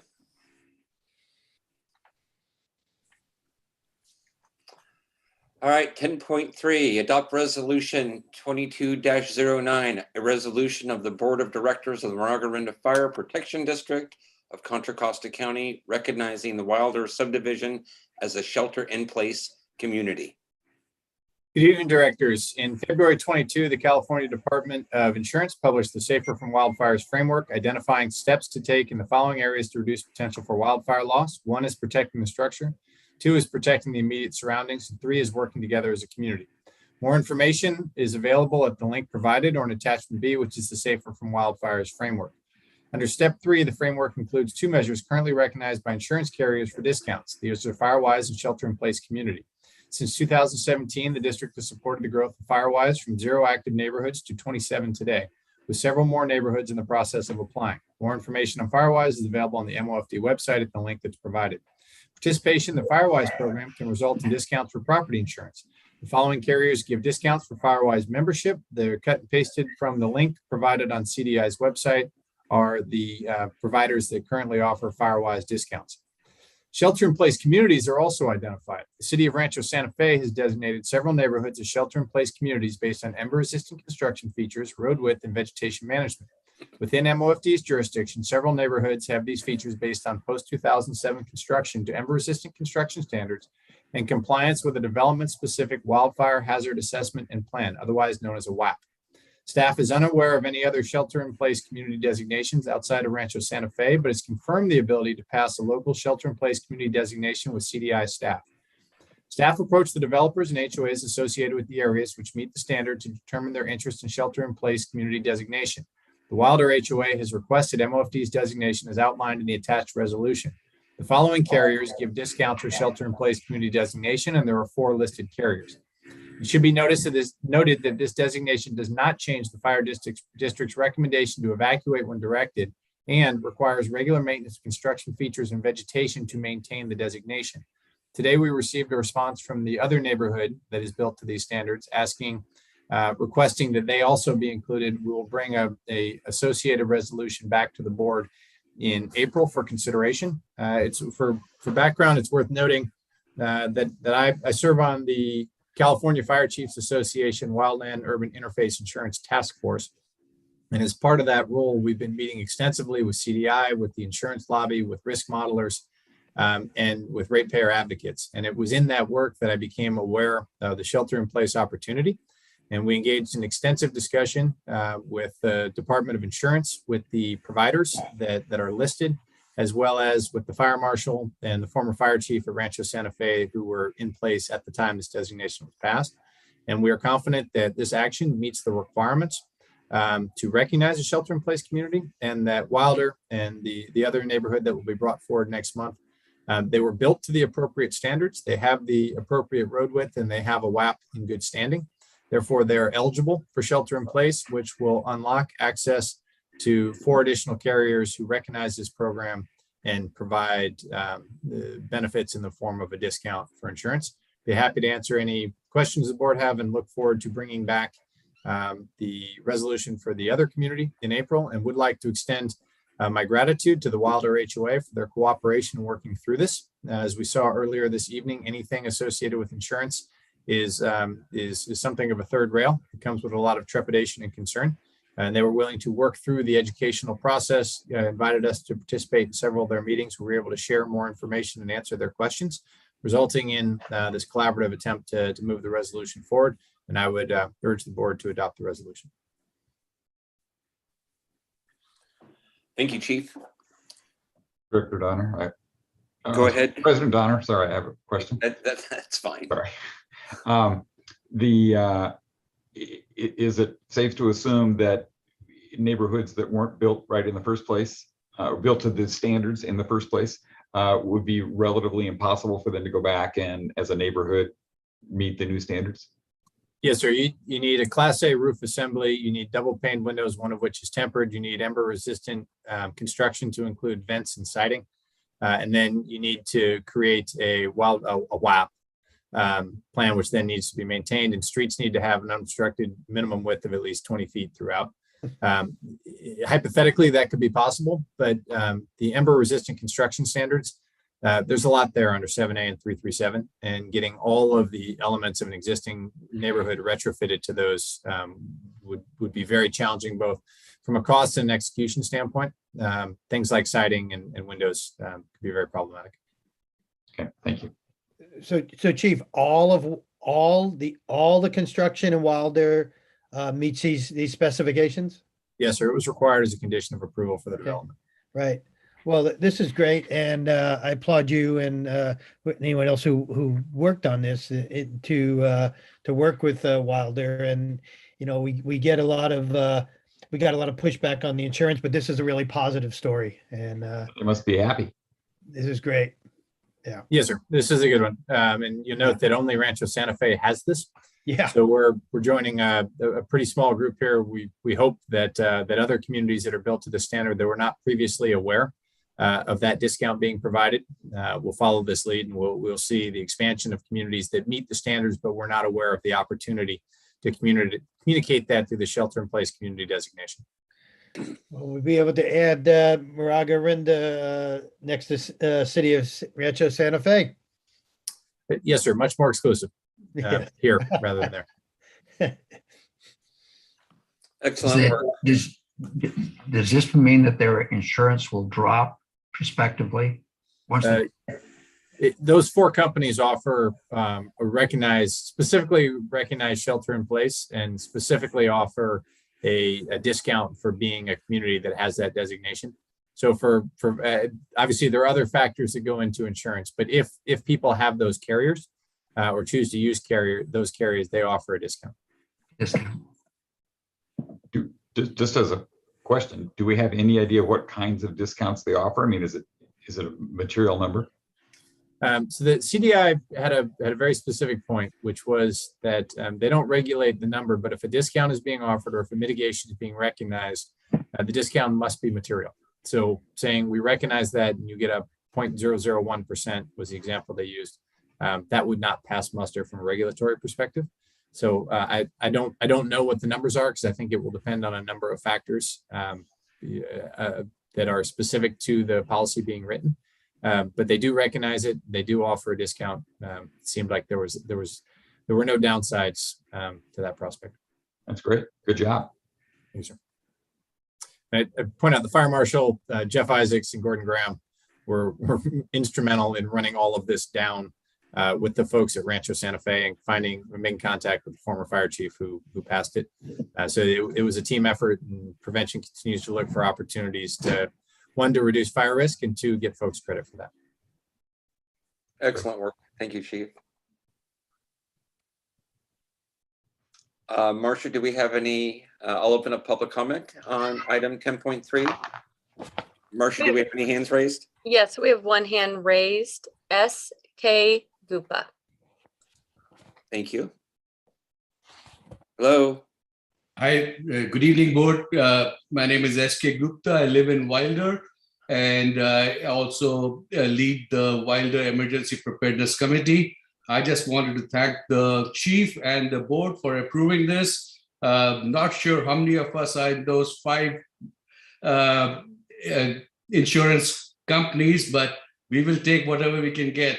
And to answer Director Jurgen's earlier question, we got 7% discount from State Farm for the FireWise certification.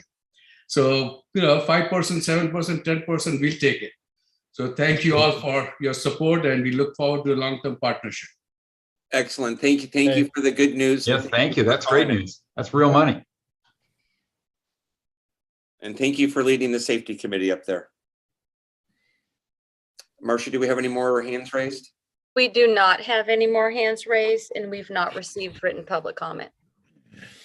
Okay, I will close public comment on agenda item 10.3.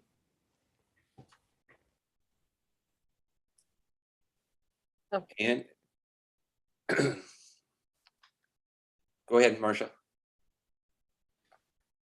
We're ready for board deliberation. So I move we pass item 10.3 and adopt resolution 22-09. Second. Can we get a vote, please, Marcia? Director Bates, Aye. Director Danziger, Aye. Director Jex, Aye. Director Jorgens, Aye. President Donner. Aye. Item 10.4, MOFD 25th Anniversary Ad Hoc Committee update and approved budget adjustment request in the amount of $1,500. I'm sorry, directors, my agenda froze. Uh-oh.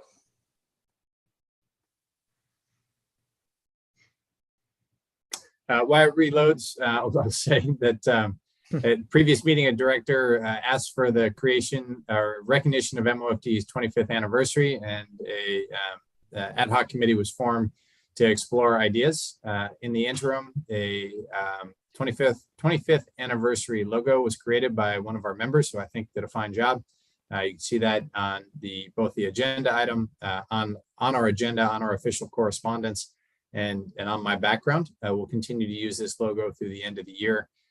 Commemorative t-shirts have been made available, and members are ordering those. We also expanded the offering to both directors as well as members of the Rescue One and Communication Support and CERT team in gray to support MOF and recognize MOFD's 25th anniversary. Those are currently having been ordered, and we have a number of other ideas that have been advanced by the committee. I defer to the members of the committee, what those ideas are. As that gets refined, we'll need to recommend a budget adjustment to pay for things that have a monetary cost. The things to date have had no cost. As I said, the creation of the logo was done by an on-duty member, and the ordering of the t-shirts is at the expense of the members. With that, I defer to members of the committee for further items. President Donner. Yes, go ahead. This is Director Danziger. Director Jex and I are on the subcommittee. And so just to give you an update on a few items here. Yeah, the shirts have been ordered, like the chief said. So we had originally talked about maybe getting banners that we would fly from every firehouse, and they'd be, 15 feet long or 12 feet long or something. Those, after doing some research and talking to the chief and others, they're quite costly, and they would only be up for a short time. And hanging something from the firehouse, I'm not sure what would look like. So the idea now is that we're going to do a flag, and it would go on the flagpole at each station. Below the state flag. We presently have the American flag, the state flag, and this would be a flag, 25th anniversary flag. It would have that same logo on it that you see on your screen, and that you can see it in our background as well. The flags, we would get 5 flags, considerably less cost. I've costed out online flag manufacturers. These would be probably either polyester or nylon flags. They have grommets in it, so we can fly it. This is done regularly. The cost of the flags would be about $50 each. Director Donner had an idea. I'm not sure where it came from, but perhaps when it was all done, when the year is over, we could, if we had an event or something, we might be able to raffle them off, or perhaps giving them away. We'll see what we do with them. But the original banners that I was looking at were about at least $200 each. So this is a flag, about $50 each. And we also did talk about the possibility of making one banner and hanging it from the BART bridge, where you see other banners, particularly our actual anniversary date is July 1st, around July 4th. So it might be nice to have the banner up there when we have the annual 4th of July parade. So I'm going to follow up about a banner, see if I can get one at a less cost. But the flags themselves, I'm thinking probably about $250. And other things, I don't think there's going to be much other cost. Perhaps if we do have a open house at again this summer, perhaps we would, if it's near July, perhaps we'll have a birthday cake, but the cost won't be much on that. And then anything else is the only other thing is it was proposed to do some kind of acknowledgement of chiefs and directors. I have had a preliminary conversation with a Boy Scout troop, and there's the possibility that we could get this done as part of an Eagle Scout project. And so if directors, are in favor of that, I would pursue that some more. But for right now, I think we'd be okay with, we presently have $500 in a budget line item. It's under directors. Usually that money, as far as I know, is used if for us to go to conferences. Due to COVID, I do know there's one conference that's coming up in a couple of weeks, but I'm not sure if anyone's going to that one. I attended a few years ago. I wasn't going to go this year. So we do have $500. So at this point, I would just look to use the $500 that is in our present budget item to go towards the 25th anniversary. Anyone else have any comments or suggestions? I'm open. This is Director Donner. I love the flag idea. I think it's classy. And I think it's going to look much better hanging from a flagpole than banners, different size banners over every station. Okay. Hey, one question. Anyone else have opinions? I mean, you were in Firehouse and Director Bates is at Firehouse. Should the flag be white with that logo or be like black with the logo? Like our background would just be like that, or white? I say dark blue. Chief, just a quick question on actual flag etiquette. Are we allowed to fly a third flag on the flagpole? Yes, sir. As long as it's not flown higher than the national anthem. Okay, that was the only question I had, was the etiquette on the flagpole. The other thing you could use a flag, I've seen them on a little stand, kind of hold up a separate pole. It could be movable if they wanted. The Director Jex, I'm glad you brought that up, but these companies that, online that you can buy these flags for, they actually sell those kind of stands. The stands that they actually sell are more expensive than the flag. Of course.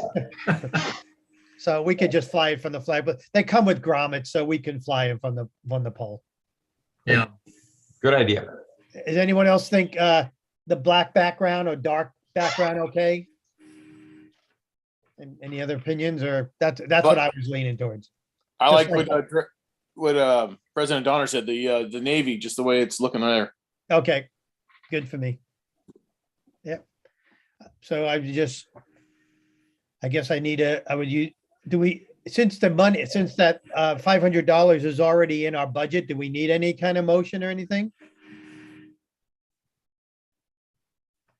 Probably not on the budget for this, but so I'll move that we allocate that money if we need. I guess we have to have public comment first, but. Okay. I'll open up public comment for agenda item 10.4. We have one hand raised, Mark Evans. Thank you, Marcia. Go ahead, Mark. I just want to say that MOFD is the most respected government entity around here. I don't know if I say government, but anyway, you're very respected. And this board is also respected for what you do. So I totally endorse what you're doing. I'm even thinking, hey, can we think about selling some or at cost to the public? I would proudly wear an MOFD 25th anniversary t-shirt. I think it's a great, what you guys are doing. I completely support celebrating MOFD's 25 years. Thank you. I would ask the chief about that. What about the gray t-shirts for the public if we wanted to? We certainly could, sir. Just with respect to Mark and other members of the public, we're generally hesitant to sell things with our logo on it broadly because they show up in places where we wouldn't necessarily want them. That's not to impugn anybody's motives or intent. Yes. But once the door is opened, it spreads. In my former life as an Alameda County Division Chief, I was assigned an investigation after a person wearing an Alameda County Fire Department t-shirt was caught on a number of doorbell cameras stealing packages. It turns out they had previously stolen the t-shirt from a firefighter's car. But you can imagine the potential uproar that was created when it was appeared that a firefighter was stealing packages. So we're generally hesitant to spread those too widely. Sir. I guess that means the directors can't steal packages now. Well, there's lots of homes with flagpoles. Maybe we could sell the flags. Yeah, and the shirts that are going to be made available to directors as well as staff and others who are related, they're gray and not the the dark ones that the firefighters wear on duty. Yes, sir. Okay. All right. I move we approve the $1,500. Second that. Well, hold on. I Only, think, only the 500. yeah, dude, Okay, let's just whatever, do the 500. 500 and I think that'll cover it. Great. I move that we approve $500. I second it. Thank you. Marcia, can we get a vote, please? Director Bates, Aye. Director Danziger, Aye. Director Jex, Aye. Director Jorgens, Aye. President Donner. Aye. Hey, and just one more thing before we move on. Chief, one of the other things we were thinking about is like a board resolution, just acknowledging our anniversary. Is that something that's appropriate for directors to work with staff on? Yes, sir. We'll get a draft together and circulate that for comment. Okay, great. Thanks. Agenda item 10.5, approval of side letter of agreement between Moraga-Orinda Fire Protection District and United Professional Firefighters of Contra Costa County, IAFF,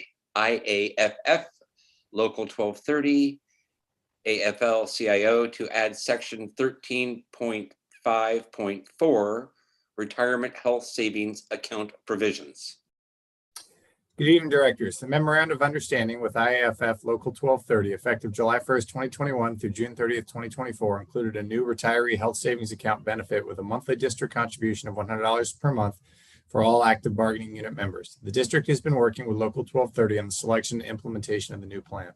The selected plan is Mission Square Retirement Health Savings Account. Local 1230 requested the following. All active bargaining unit members except firefighter paramedic trainees shall contribute $100 per month of salary into a member's Mission Square Retirement Health Savings Account. It's of note that's pre-tax salary from the members, not from the district.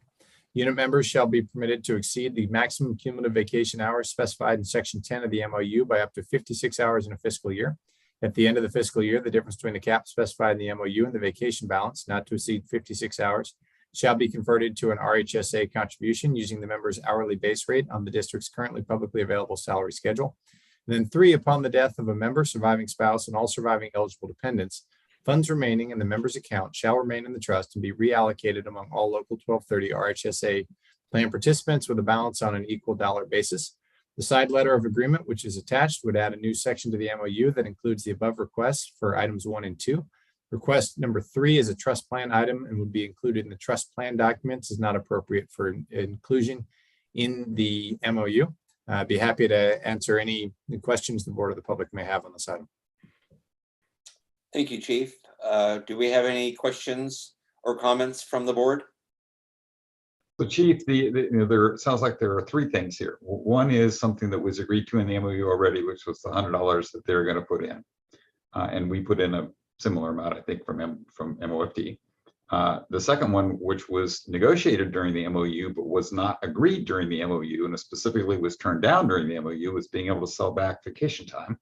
And the third one is something that appears to be perfunctory because it's probably required, and it's not required by law, but the probability that this happening is really low, and it's not something that we probably, I think we heard, we probably don't even have to approve, so it's not controversial. But the one controversial thing is the item, which is really what all of this is about, which is that we're now, instead of in the past, not allowing people to sell back excess vacation time, now they can. It used to be a use it or lose it, as is very common after you get to a certain point in industries. And that's how it's been for a long time with MOFD, and now we're changing that.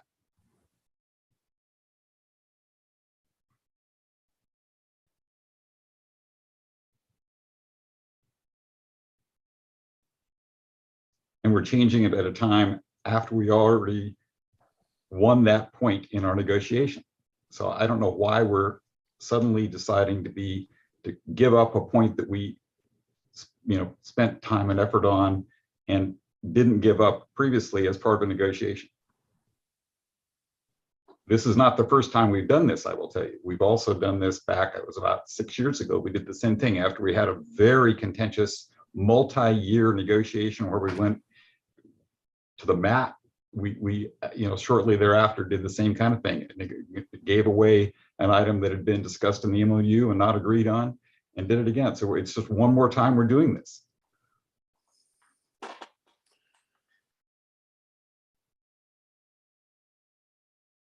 Chief, this is Director Donner. Do you have any idea if any members in the last couple of years have actually lose vacation time by not using it? I'm aware of one example in 2018 of a member who was on long-term disability, subsequently retired, but they exceeded the cap. I'm not aware of any other cases. Okay, so no cases in the last 4 years. Just the one in 2018, sir. Okay. So I would argue that it's not valuable to give them. So if nobody ever uses it, why would we give it to them?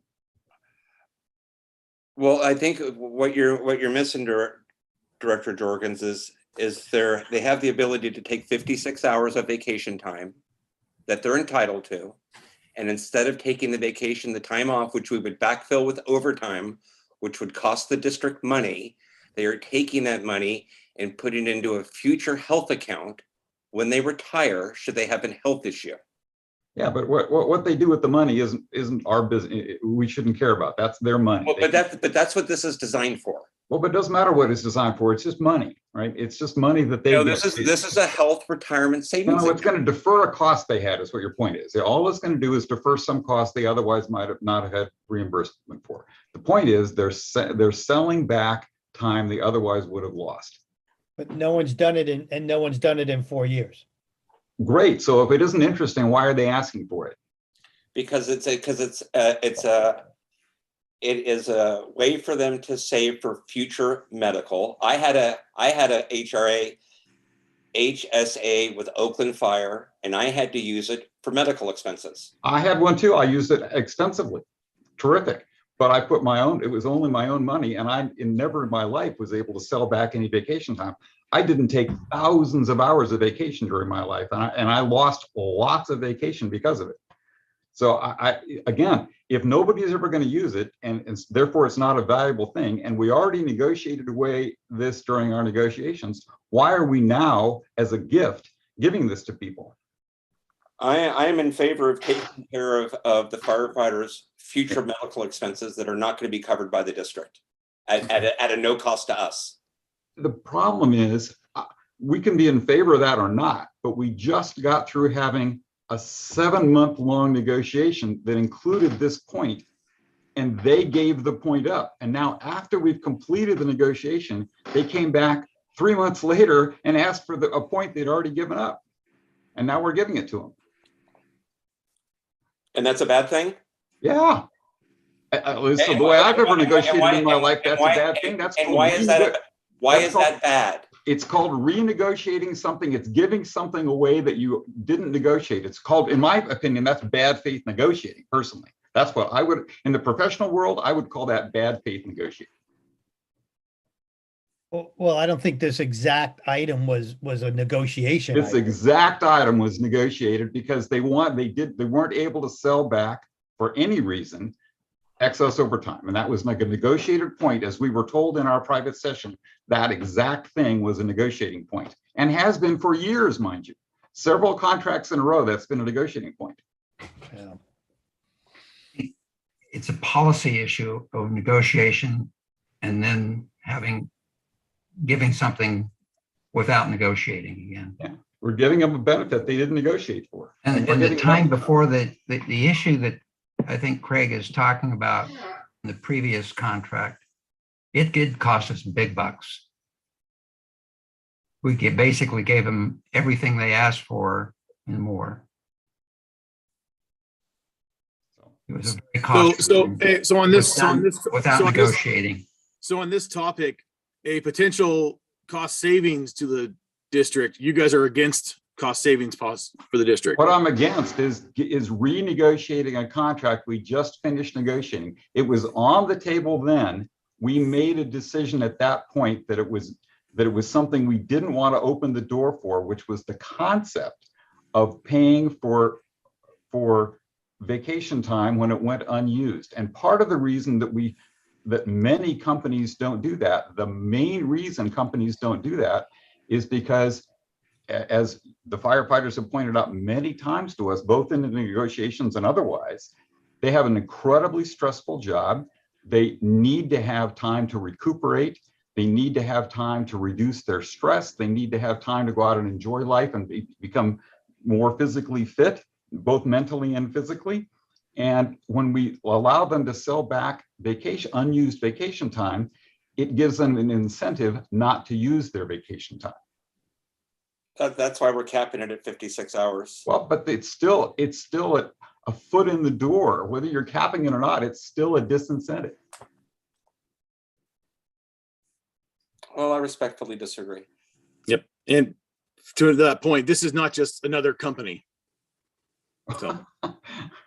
Okay.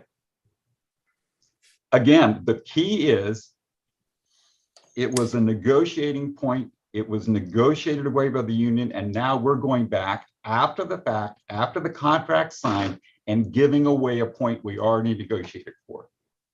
A point that could possibly save the district money. You're Doesn't against make any that. difference. That's not the point. You're against possibly saving money for the district. It had the same and helping the firefighters with their health safety. It had the same points. I just want to make sure we negotiated the MOU. I just want to make sure I understand you clearly that you don't want to save the district money and you don't want to take care of the health of our firefighters. I did not say I didn't want to take care of their health. We have lots of things that take care of the firefighters' health. They have the ability to put as much money as they want to into this program, or so that's not a problem. The problem is it's a renegotiation of something that was heavily negotiated at the time with all of the same economics for both parties at the same time. And, so the answer is, we've already had a discussion about this. The 3 firefighters that were elected by whose campaigns were 90+%. Excuse me, I'm speaking now. Excuse me. There's a decorum that has to be listened to here. By our rules, it has to be listened to. I have the floor, thank you.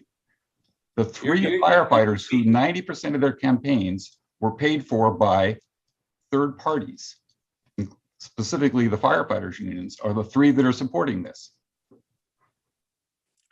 Okay, so now that you're done talking, the rest of us would like to have a point. You have not stopped talking this whole time. That is why we have to speak in and jump in there.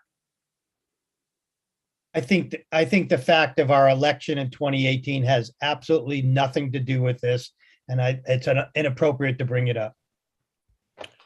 Completely.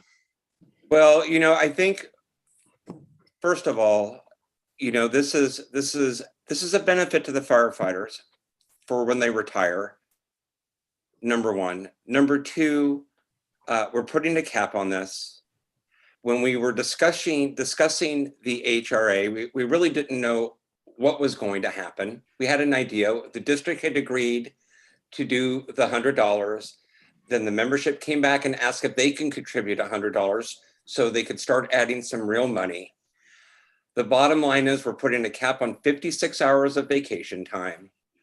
There is the possibility that this could save the district a little bit money, and it will give the firefighters a little bit of peace of mind. I'm okay that I'm giving this to the members and we're done with negotiations. To me, whether they supported my campaign or not, it feels good and feels right for me to support this for our membership, period. And it costs us nothing. It costs us nothing. Yeah. Your standpoint, Director Jorgens, is strictly from a negotiating. We're talking about our men and women that protect us and that work for our company. And I'm in support of it.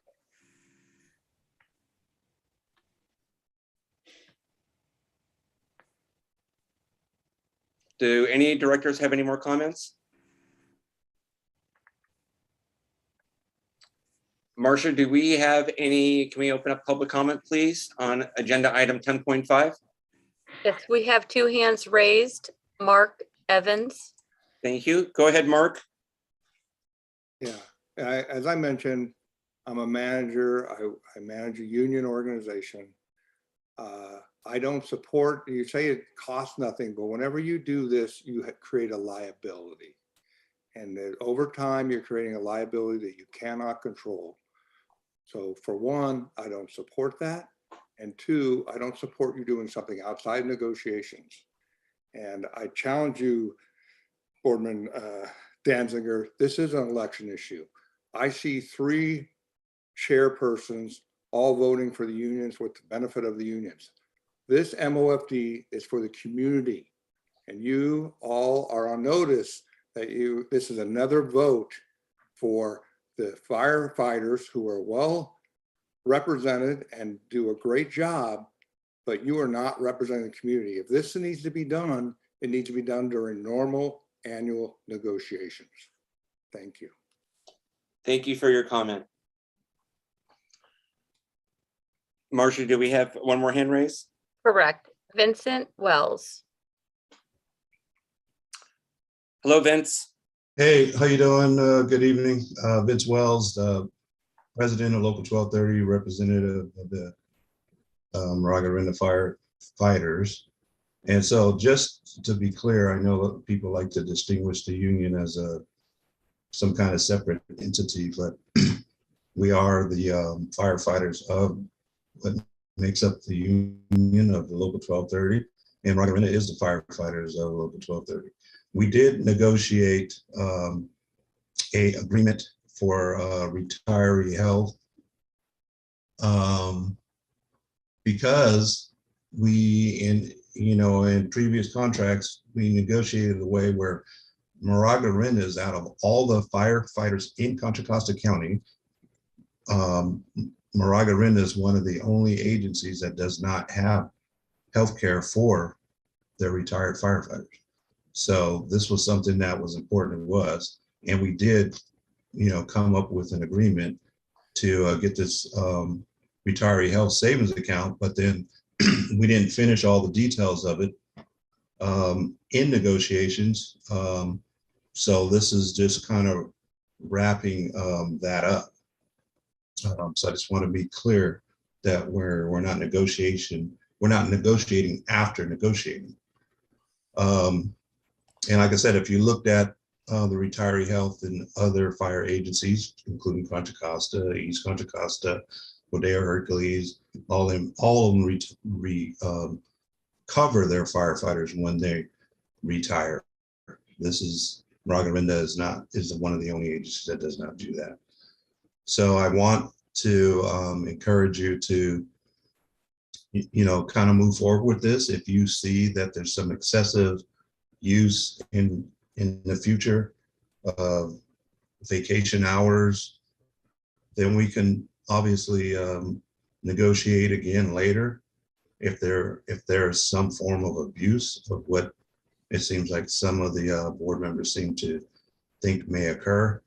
So my suggestion would be like this is a continuation of our bargaining process, and we would hope that you finish this up, because this is what we did negotiate, and we're just looking to get that finalized. Like I said, it did go beyond the normal time, but we all knew that it was going to happen, that we were going to finish this retiree health account, and we knew it was going to occur after the finalization of our MOU negotiations. So I kind of resent the fact that you're saying that we're renegotiating after we negotiated. When we ended negotiation, we agreed that we would do this retiree health afterwards and come to an agreement on how we're going to apply it. That concludes our 3 minutes. Thank you. Thank you, Vince. President Donner. Yes, sir. So Vince, you and our negotiator who were in the room don't agree on what the status of the negotiation was when we signed the MOU. The things that were outstanding on this particular item had nothing to do with selling back vacation time. That topic did not come up when it came with respect to the HSA that they're supporting. The only thing that was outstanding was whether the union folks were going to agree to it, because it required them to put money, everybody had to put money in, and that wasn't a certainty. And also they had questions about what organization was going to be managing for them. It is completely not true that the idea of selling back vacation was part of the negotiations for this.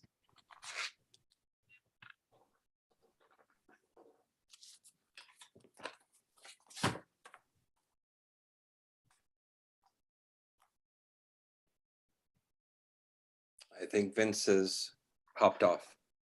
Vince is still here. Okay.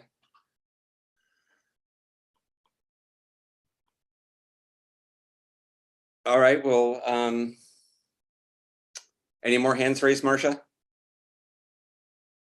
We do not have any more hands raised. Okay, I will close public comment on agenda item 10.5.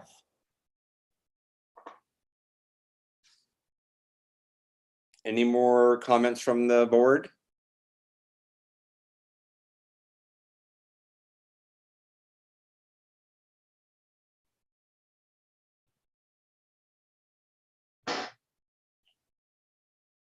Do I hear a motion?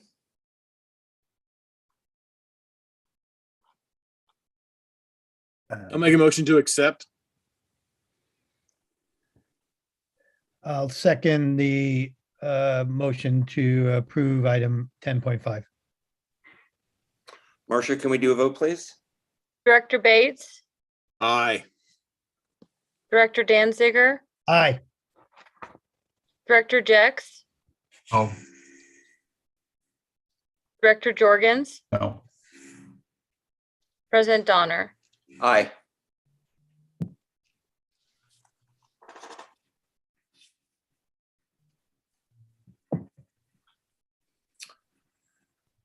Committee reports, 11.1 Audit Committee. Director Danziger and Jex. the only thing I need to do, Glorianne, is we need to probably arrange in April, at least a month or so away from the fiscal year end, for a committee meeting with the auditor for pre-audit review. Thank you, Director Jex. 11.2 Facility Station 41. That's Director Bates and myself. We have nothing to report. 11.3 East Bay Hills Wildfire Prevention and Vegetation Management Joint Powers Agency meetings. Last one was canceled. Okay.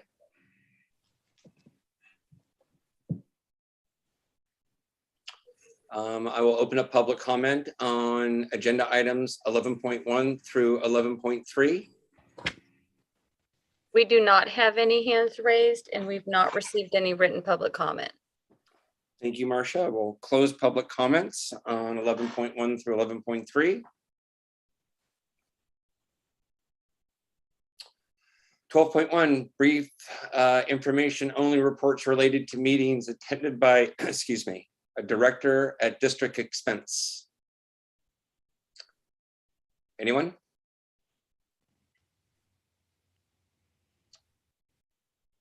Uh, 10.12.2 questions and informational comments from board members and staff.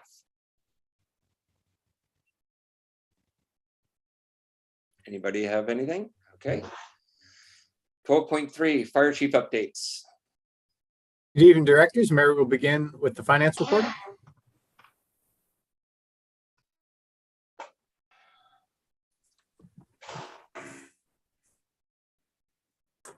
Good evening, directors. Marcia, can you go to the next slide, please? This is the strike team reimbursement update. The receivable for 2021 is 800, net receivable outstanding is $894,938. The estimated net receivable for 21-22 is $188,668. So the total net receivable outstanding is $1 million. As we've discussed before, the 2020-2021 outstanding invoices are all COVID related. Battalion Chief Lambert did speak with someone from OES today, and the invoices have gone to the state controller's office. There was some holdup, but they have now started cutting checks, and next week we should be able to see a schedule of when we might receive payment. So that is in process. This is Director Jex. I have a question on that. When you talk about, is it the entire amount has been approved and will be paid? They have sent the invoices, so I'm assuming it's all the invoices that we have received, but I don't have a list of those invoices, so I can't verify that. But when we are able to see when the check might be sent to us, we might see the amount and be able to determine how many invoices. But it was my understanding that the outstanding invoices were sent to the controller's office for processing. It'd be helpful to know and follow up on that to make sure that all of the invoices that we're expecting are the ones that went to the state and are being processed. If not, we'll be still waiting for some of them if they're not all together. Right, Sure, and we should have a better. I'm sorry, Mary. So from a process standpoint, this is a somewhat clunky, archaic system, but as Mary indicated, when a member returns from the assignment, they complete the F-42 for reimbursement. Mary checks it all, attaches any associated receipts, sends them off. Those are processed and turned into an invoice that comes back to us. It's reviewed, we sign it, we send it back. We have accountability of all of those. What we understand based on the specific assignment what is owed. What we don't have any visibility on is the format in which and the timing in which the payments come in. Payments come in, and then Mary has to go back and reconcile those against the F-42s to ensure that it's the right assignment, the right amount, et cetera. We think that we would see all of the COVID money in one tranche. However, the state works in mysterious ways when it comes to these things, and it would not be the first time that they broke it up. But until the actual dollars are transferred to the district, we don't have any visibility into their system with regard to how they're lumping things together and in what order they'll be paid. That's just a lot of money to have hanging out there this long. I mean, it's they engage us to do it and then find out that we have to finance it for a year and a half. It costs a lot of money. Yes, sir. No, they generate the requirement, they consume the labor, they have not paid, and it is, we have it in compliance with state labor laws.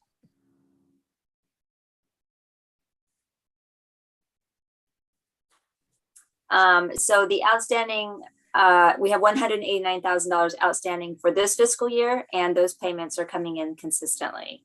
The last payment was received about a week ago. Next slide, please, Marcia. The other items we're working on is the transition from Citibank to Chase. We now have all our vendor payments being processed from our new accounts, and we're hoping to process our next payroll, which is March 25th, from our new payroll account. We're still working with ADP to make sure that that's all in place.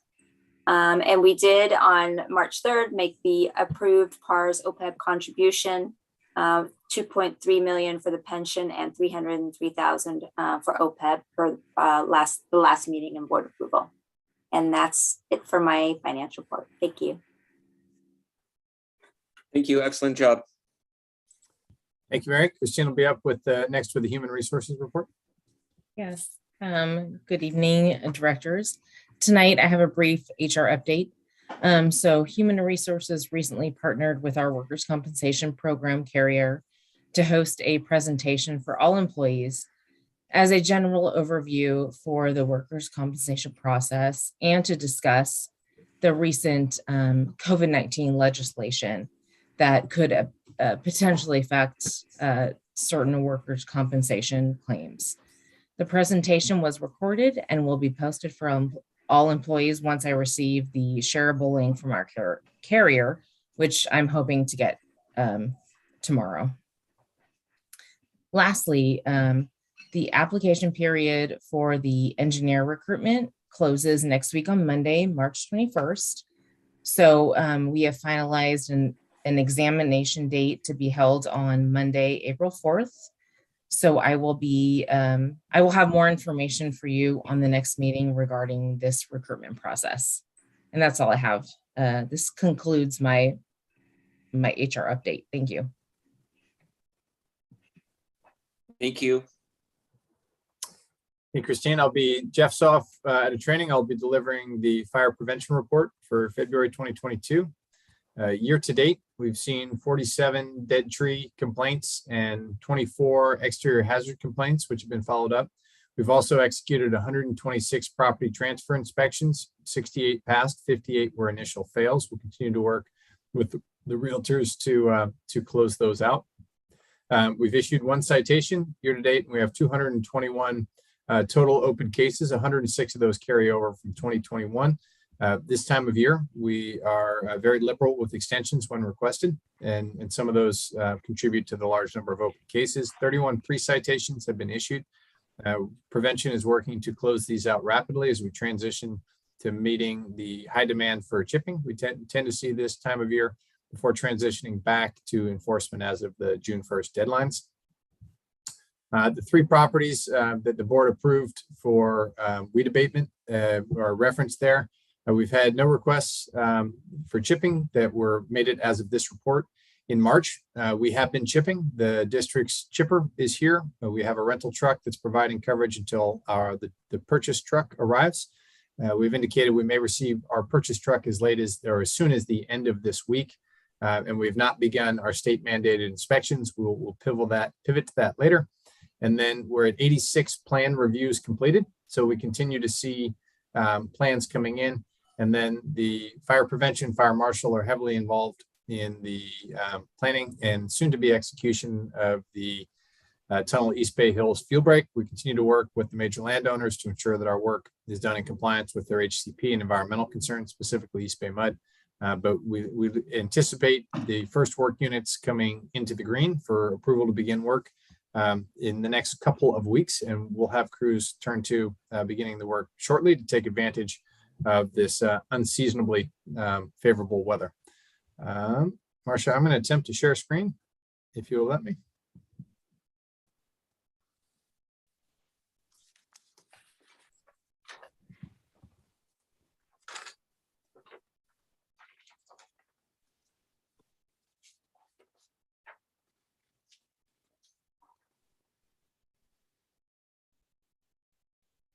All right, directors, can you see a tree background, the vegetated background? Is that up? Yes. Great. So this is a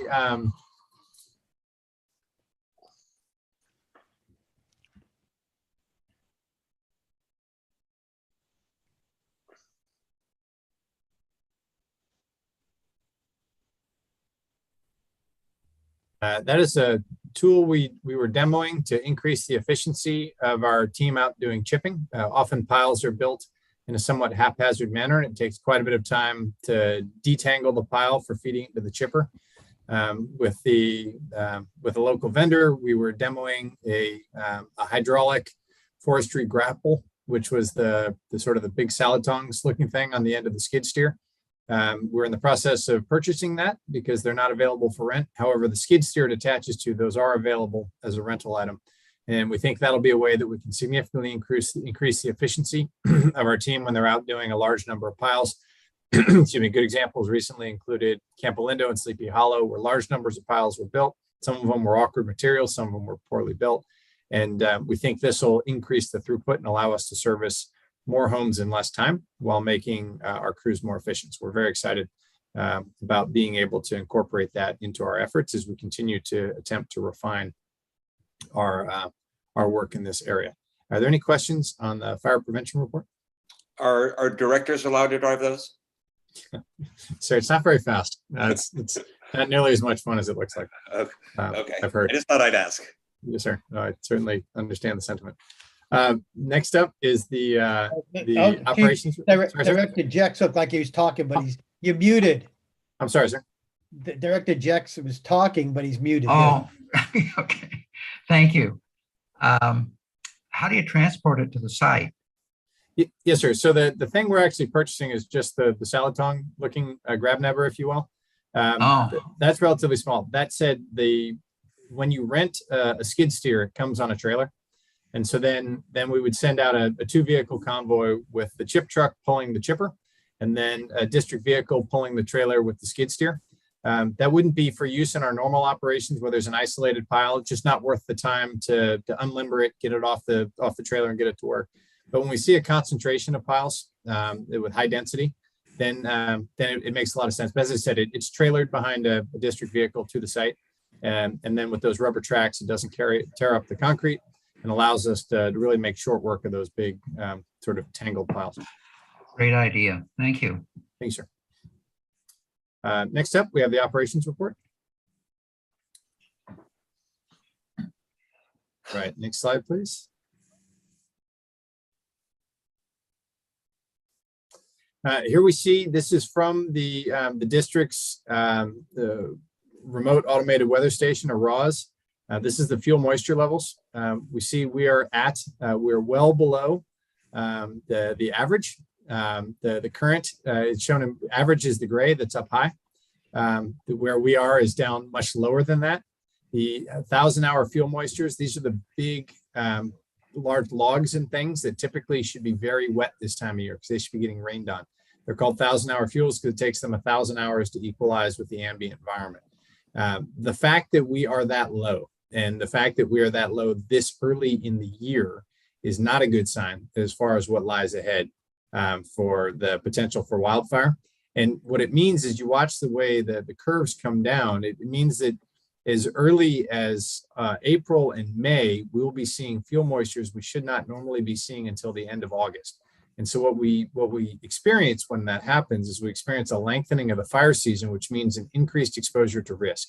Ignitions occur all year, all the time, in all sorts of places, but ignitions only matter when the fuels around them are dry enough and receptive and capable of carrying fire. At that point, it becomes a time-space curve about whether the conditions are such that the fire will spread more rapidly than firefighting resources can respond to the scene. And when things are more moist, we have more time to aggregate the firefighting response, and therefore, statistically, more of the fires that we are responding to will be controlled by those first two units. When we get into conditions where fuels are dry to the point that they will support rapid rates of spread, statistically, fire spreads beyond what the efforts of an initial arriving unit can contain. And it now takes more units to respond, which requires more time. And on the response versus spread curve, we fall farther and farther behind as a rapidly moving fire outpaces the available resources that are responding from outlying locations. The greater the number of units, the greater amount of time is required because they have greater travel time from outlying areas, because of the relatively low density of our firefighting resources. This is, I don't think this is a surprise to anybody that things are dry, but I think this graph highlights just how dry they are relative to the norm. The other day, we were getting 10-hour fuels down below 10%, which is where we started into critical fire danger, and we set the stage for erratic fire spread. So we're very early in the year to be getting into those kind of conditions. We've seen fires burning in Siskiyou County that have gone to 100 acres in several occasions recently, in an area that normally should have snow on the ground right now. Next slide, please.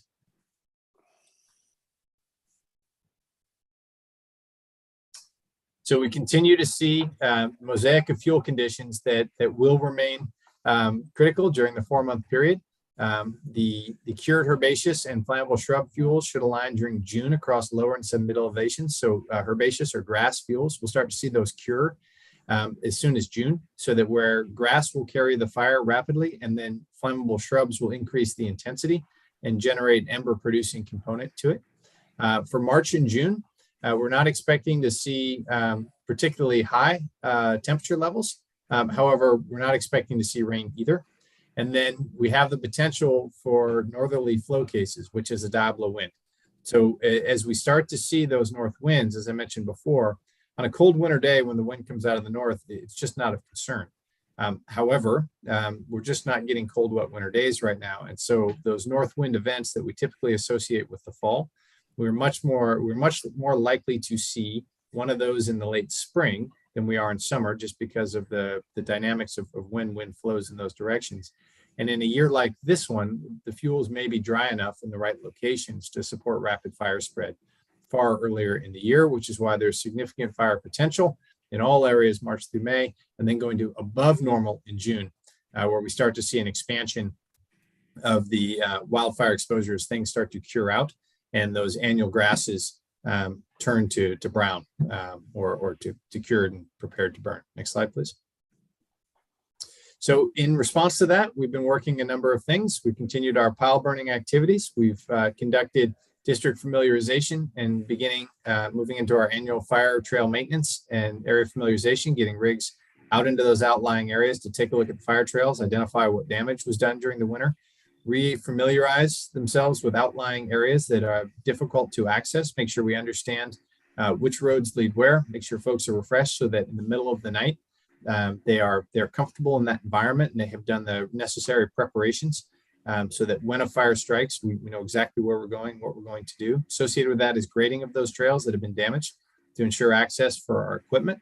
MOFD is in the lead on organizing a multi-agency exercise of the East Bay Incident Management Team in conjunction with CAL FIRE to make sure we understand how we're going to be interoperable with the agencies that are surrounding from the different adjacent and distant agencies, how we are going to set the stage for a successful prosecution of the incident through the establishment of a good firefighting structure by the first due captain, deliberate transition to the battalion IC, to the incident management team, the East Bay IMT, our local incident management team, and then a simulated transition to a type 2 or type 1 team coming in from CAL FIRE. All of these are things that, if when exercised in advance, will reduce the potential for friction and loss of communication, either through errors of transmission or delays through transcription. By exercising this muscle in advance, we reduce the likelihood of an incident response being delayed because of issues with the overhead team that could then negatively impact what responders on the ground are doing. Next slide, please. And we continue to exercise our firefighting functionality with throwing of ladders, the venting of roofs, as you see there on the bottom left, exercising our RIC capability, how we're going to get a firefighter in distress out of an area through a prop that was built in the basement of Station 45, and then some technical rescue drills to include lowering off of the rescue dummy you see there on the bottom right, and then some early season wildland exercise, make sure that that all of our equipment is in readiness. Next slide, please. I think we're at the end. Thank you. Thank you, Marcia. Which concludes the operations report. I just to say that in addition to our steady state operations with fire, rescue, and EMS, we are leaning into our wildfire preparation and anticipate an early onset to the season, ensure that that our members, our equipment, and our apparatus are in a state of readiness so that we're prepared to respond either in the district or into outlying areas. Be happy to answer any questions the directors may have on the operations report. Thank you, Chief. Excellent report. Thank you. Next slide, we had a request for information from the community warning system. There's been a lot of turnover at the CWS of late. Attached, you see the registrations and signups for Moraga. The spike there showing 273 in July of last year. That coincided with our virtual evacuation exercise. We're in the process of planning this year's virtual evacuation exercises with Moraga PD and Orinda PD and the Contra Costa County Sheriffs for the unincorporated areas. We've also received a number of requests from specific communities that would like to exercise their neighborhood organization in conjunction with the virtual exercise, and we're coordinating those with the neighborhoods and with CWS. Next slide for Orinda, please. And for Orinda, we see similar spike and then tapering off. It is worth noting that with 7,700 some odd registered users in Moraga and 8,790 in Orinda, we're getting close to saturation. We'll continue to push this information and encourage signups in conjunction with our virtual evacuation drills. But we are getting close to stasis after we've been pushing these since our first evacuation drills in December of 2018. So the early returns we saw now 4 years ago, it's dropping off because there's no one left to sign up. We can always do more. We always encourage folks to take a look or to confirm their registration, but we're unlikely to see continued high numbers as we saw 3 years ago. Chief, just looking at these numbers with the amount of signups, it's incredible. And we have to be so far ahead of neighboring communities. Yes, sir. The La Marinda area, Lafayette, Moraga, and Orinda outpaced the rest of the county by an order of magnitude. A lot of this has to do with the good work Dennis Rain has been doing over the years to build awareness and and the complementary work done by the La Marinda CERT organization, which MOFD sponsors. Yeah, excellent work. Great job. Thank you, sir. Thanks, sir. That concludes my report. Under communications received, there have been a significant number of public comments, which were previously received and published. We received a very nice letter that out of just the sensitive nature of it, I declined to publish. However, we received a very nice letter from a former resident who wrote to apologize for his behavior while he was inebriated when dealing with the crew in 2014. All 5 members still work here. They all recalled the incident, and I think it brought very nice closure for both parties. I was able to communicate with the former resident, thank him for his comments, and I think that was it was a good news story for all involved, and that the crews remembered the event and appreciated his reaching out 8 years later. Must have been a memorable call. Wow.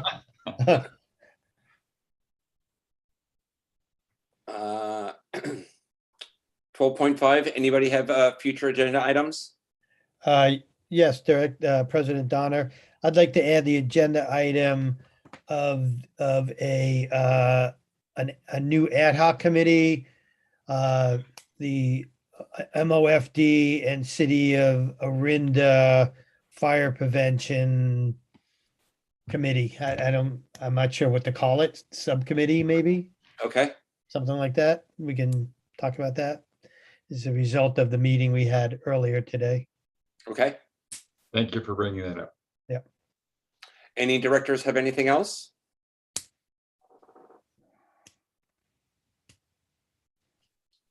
I will open up public comment for agenda items 12.1 through 12.5. Marcia, do we have any hands raised? We do not have any hands raised, and we've not received any written public comment. Thank you, Marcia. I will close public comment on items 12.1 and through 12.5. Make a motion to adjourn. Second. Okay, Marcia, can we get a roll call, please? Director Bates, Aye. Director Danziger, Aye. Director Jex, Aye. Director Jorgens, Aye. President Donner. Aye, good night, everybody. Night. Aye. Bye.